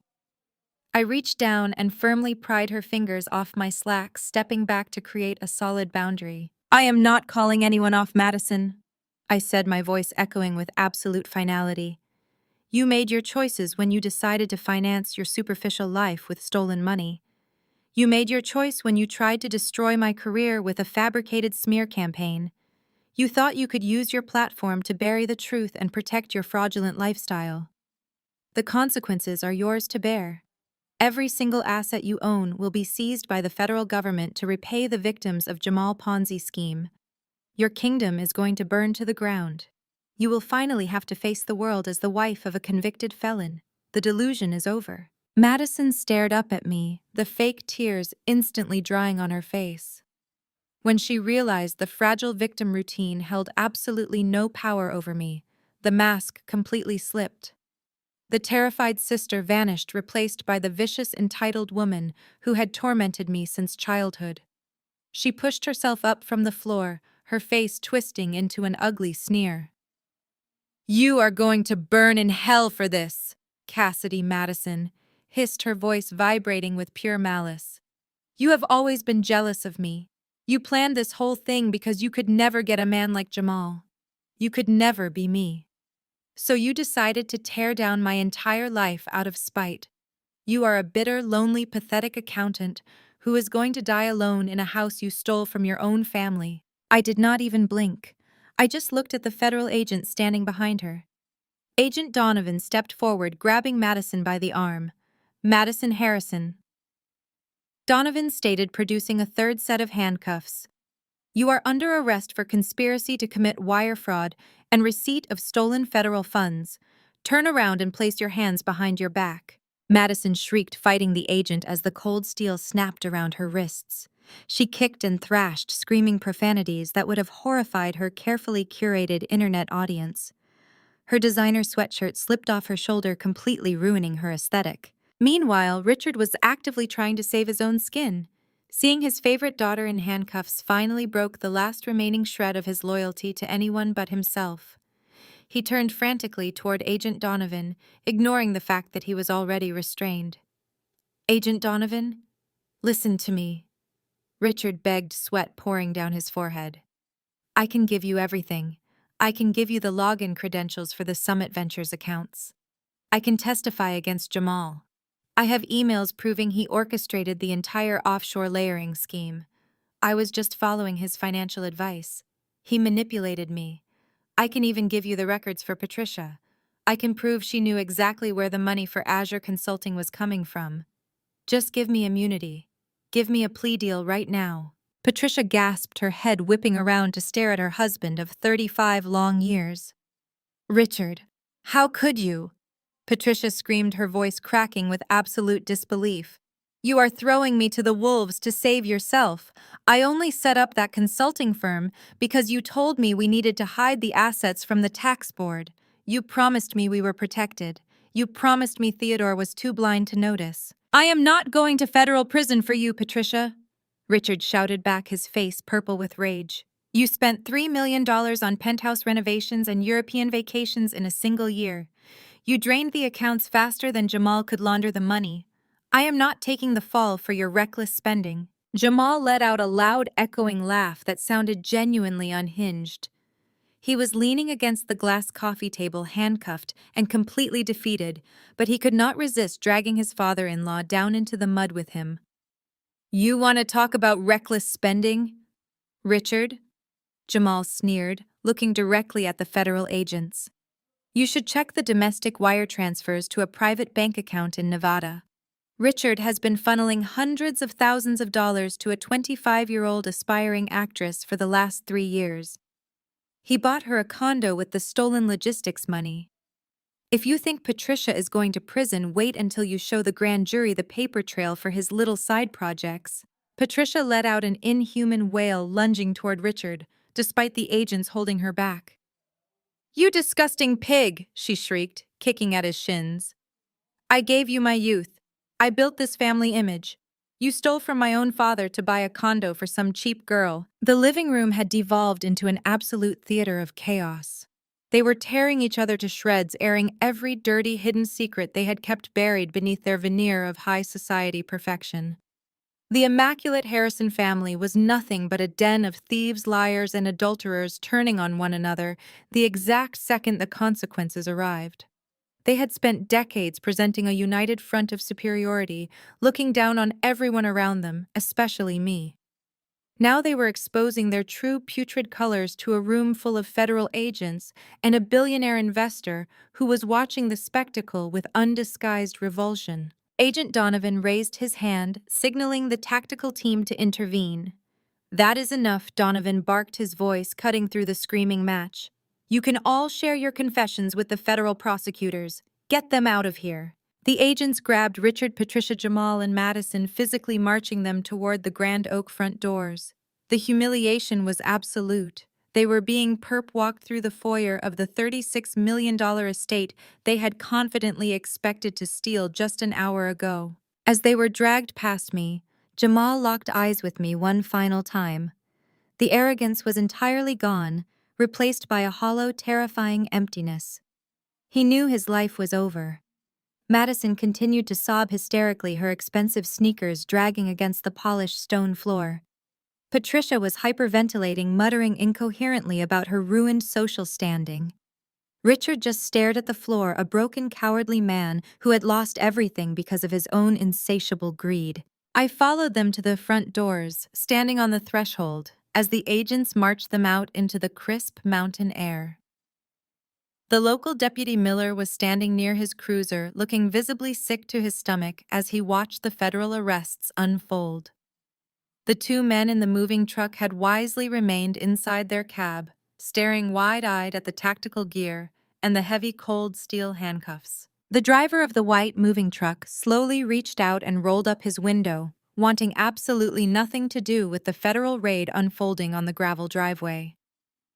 Agent Donovan signaled his tactical team, and they began loading my handcuffed family members into the back of the black federal sport utility vehicles. Patricia was shoved into the back seat of the lead vehicle, her head bowed to avoid the harsh morning sun, her expensive designer dress rumpled and stained with the dirt from the hardwood floor. Richard followed, practically tripping over his own feet, refusing to make eye contact with anyone. He looked like a deflated balloon, all his bluster and false authority entirely gone. Madison was placed in the second vehicle, still loudly demanding a lawyer, and insisting that her thousands of internet followers would expose this grave injustice. Her protests were abruptly silenced when the heavy reinforced door slammed shut. Jamal was escorted to the final vehicle by two burly agents. Before they pushed his head down to clear the doorframe, he turned his neck and looked back at me, standing on the stone porch. The mask of the brilliant Wall Street mastermind was completely gone. In its place was just a terrified, broken man who had gambled with other people's lives and finally hit a losing streak.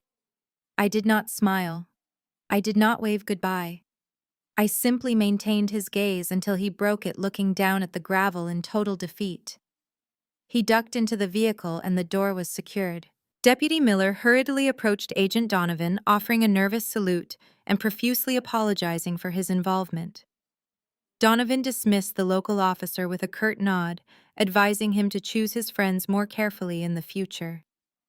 The deputy practically sprinted back to his cruiser, throwing it into reverse, and speeding down the mountain road as if the devil himself were chasing him. The moving truck quickly followed suit, executing a clumsy multi-point turn and fleeing the scene without looking back. Montgomery Croft walked over to me, extending a firm, calloused hand. He thanked me for my forensic work, promising that Jamal would face the absolute maximum penalty the law allowed.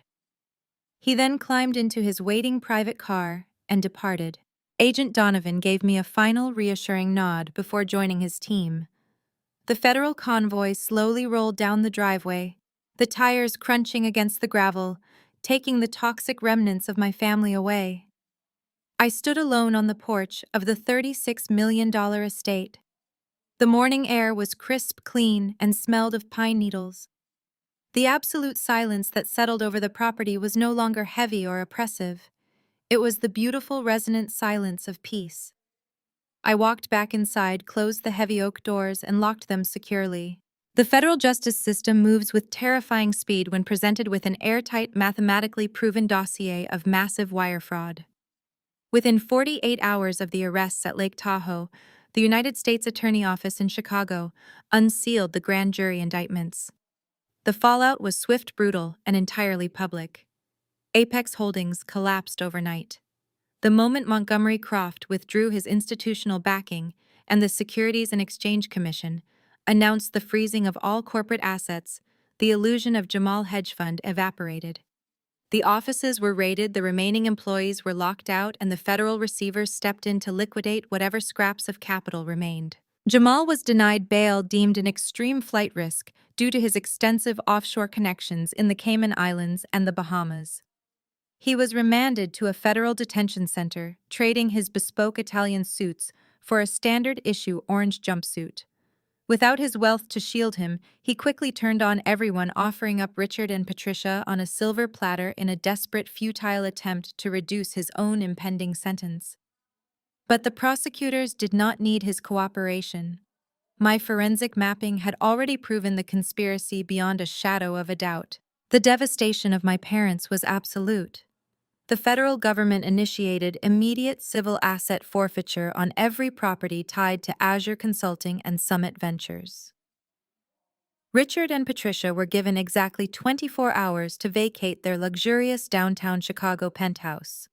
They walked out with only the clothes on their backs and two small suitcases, hounded by local news reporters and paparazzi who had caught wind of the massive embezzlement scandal. The prestigious country club they had ruthlessly used to climb the social ladder immediately revoked their membership, releasing a public statement condemning their actions. Richard's humiliation was compounded when the federal agents officially seized the Nevada condominium he had purchased for his 25-year-old mistress. The subsequent court filings made the affair a matter of public record, entirely destroying the last fragile threads of his marriage to Patricia. With all their domestic and international bank accounts completely frozen, they were forced to move into a cramped, noisy one-bedroom apartment on the outskirts of the city, violently blaming each other for their downfall every single day. Madison faced a uniquely modern ruin. The moment the federal charges went public, her meticulously curated online empire crumbled to dust. Her millions of followers abandoned her in droves, replacing the adoring comments with relentless mockery and outrage. Every major brand she had partnered with immediately terminated their contracts, invoking the morality clauses she had carelessly signed. The $25,000 luxury handbag she had flaunted at the lake house was confiscated as evidence of stolen federal funds.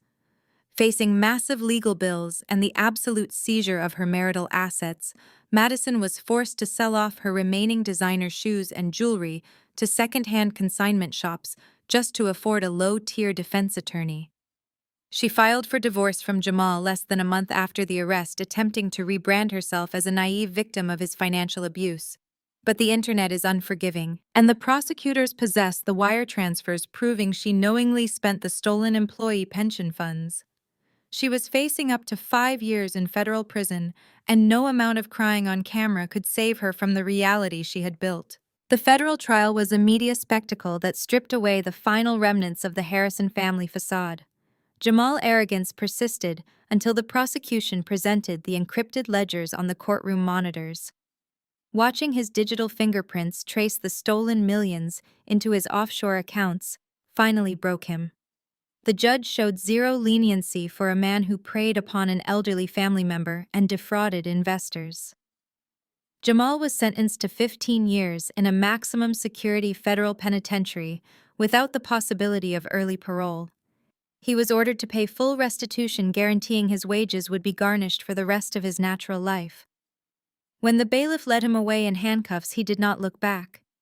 His elite Wall Street kingdom was reduced to an 8x10 concrete cell. Richard and Patricia fared no better in the court of public opinion or the eyes of the law. To avoid prison time, they were forced to accept a grueling plea deal that required them to surrender every single asset they owned. The day they were officially evicted from their sprawling downtown Chicago penthouse was captured by local news helicopters. Patricia tried to hide her face behind a cheap scarf as movers hauled away the few boxes of personal items the government allowed them to keep. They moved into a dilapidated one-bedroom apartment on the industrial outskirts of the city. Their former high society friends treated them like a contagious disease, refusing to return their calls or acknowledge their existence. Richard took a minimum wage job as a night shift toll booth operator just to keep the lights on, while Patricia spent her days bitterly staring at the peeling wallpaper, mourning the luxurious life she had thrown away out of sheer greed. Madison managed to avoid federal prison by cooperating with the prosecution and pleading guilty to lesser charges of receiving stolen property. However, her punishment was arguably a fate she considered worse than a cell. The judge sentenced her to 3 years of heavily monitored probation and 3,000 hours of mandatory community service. Stripped of her fraudulent wealth, her designer wardrobe, and her massive social media platform, she was completely unemployable in the influencer industry. To pay for her court-mandated fees, Madison took a job working the drive-through window at a fast food chain. Every time a former follower recognized her handing over a paper bag of fries, the humiliation was absolute. Her carefully curated digital fantasy was permanently replaced by the harsh fluorescent lights of minimum wage reality. While their worlds burned to the ground, mine was finally taking root. With the criminal convictions secured, the probate court expedited the transfer of my grandfather's estate. The $36 million and the physical deeds were officially placed under my sole legal control. But I did not hoard the wealth. I immediately injected a massive portion of the recovered capital back into Harrison Logistics, stabilizing the employee pension fund and ensuring that the thousands of workers who had built my grandfather's empire would never suffer for my family crimes.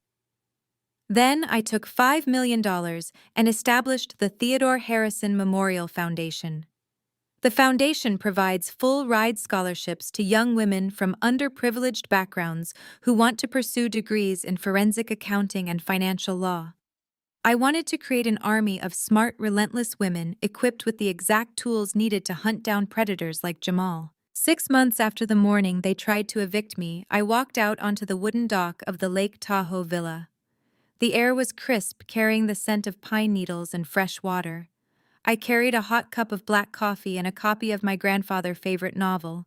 I sat on the edge of the dock, letting my feet dangle over the crystal-clear water. The sprawling house behind me was no longer a crime scene or a battleground. It was a sanctuary. The silence was no longer heavy with unspoken tension or the looming threat of emotional abuse. It was peaceful. It was the sound of complete and total freedom. I took a sip of my coffee, watching the morning sun illuminate the mountain peaks, feeling a profound sense of gratitude for the journey that had brought me here. Sometimes the most dangerous people in your life are the ones who share your last name. Society conditions us to believe that family is an unbreakable bond, that blood requires endless forgiveness and infinite second chances. But loyalty should never be a one-way street paved with your own destruction. When the people who are supposed to protect you decide to view you as prey, you have absolutely no obligation to lay down and let them consume you. You have the right to stand up, to gather your evidence, and to build a fortress they cannot penetrate. True family is not defined by biology. It is defined by mutual respect, unwavering support, and the consistent choice to value your well-being. I lost a toxic family, but I gained the entire world. The heavy burden of their impossible expectations has been lifted from my shoulders forever. Thank you so much for listening to my story. If you have ever had to set a firm boundary with a toxic family member, or if you have ever had to walk away from people who underestimated your strength, I want you to share your experience in the comments below. You are never alone in this fight. Please hit the like button, subscribe to the channel, and share this video with anyone who needs a reminder that their peace is worth defending. Remember, your worth is not dictated by the people who failed to love you properly. Your worth is defined by the life you choose to build when you finally walk away. I hope my journey empowers you to take that first brave step toward your own liberation. Stay strong, stay vigilant, and never stop fighting for your absolute truth. The harrowing story of Cassidy dismantling her family's fraudulent empire offers a profound lesson on the true nature of loyalty and the necessity of establishing ironclad boundaries. For too long, society has peddled the narrative that blood relations demand unconditional forgiveness, even in the face of continuous psychological and financial abuse. Cassidy's journey brilliantly deconstructs this dangerous myth. Her parents and siblings weaponize their biological ties, expecting her to shrink herself, endure their relentless gaslighting, and ultimately surrender her grandfather's legacy just to maintain a fabricated image of familial harmony. However, her decision to detach emotionally and rely on undeniable facts highlights a crucial truth: you are not obligated to set yourself on fire just to keep toxic people warm. By remaining perfectly calm in the face of their malicious provocations and meticulously holding them accountable to the law, she stripped them of their power entirely. The ultimate takeaway is that our self-worth is never defined by those who fail to value us, nor are we required to endure exploitation simply because the perpetrators share our last name. Real family is built on a foundation of mutual respect, safety, and unwavering support, not manipulation and greed. Cassidy found her absolute peace not through a forced reconciliation with her abusers, but by walking away to build a life of genuine purpose, eventually turning her pain into a foundation that empowers others. We must all learn to recognize when a relationship has become a one-way street of destruction and find the courage to firmly close the door. Protecting your mental and emotional well-being is the highest form of self-respect. If you have ever felt trapped by the toxic expectations of those closest to you, take that first brave step today to set your boundaries and share this message with someone who needs the courage to reclaim their own life.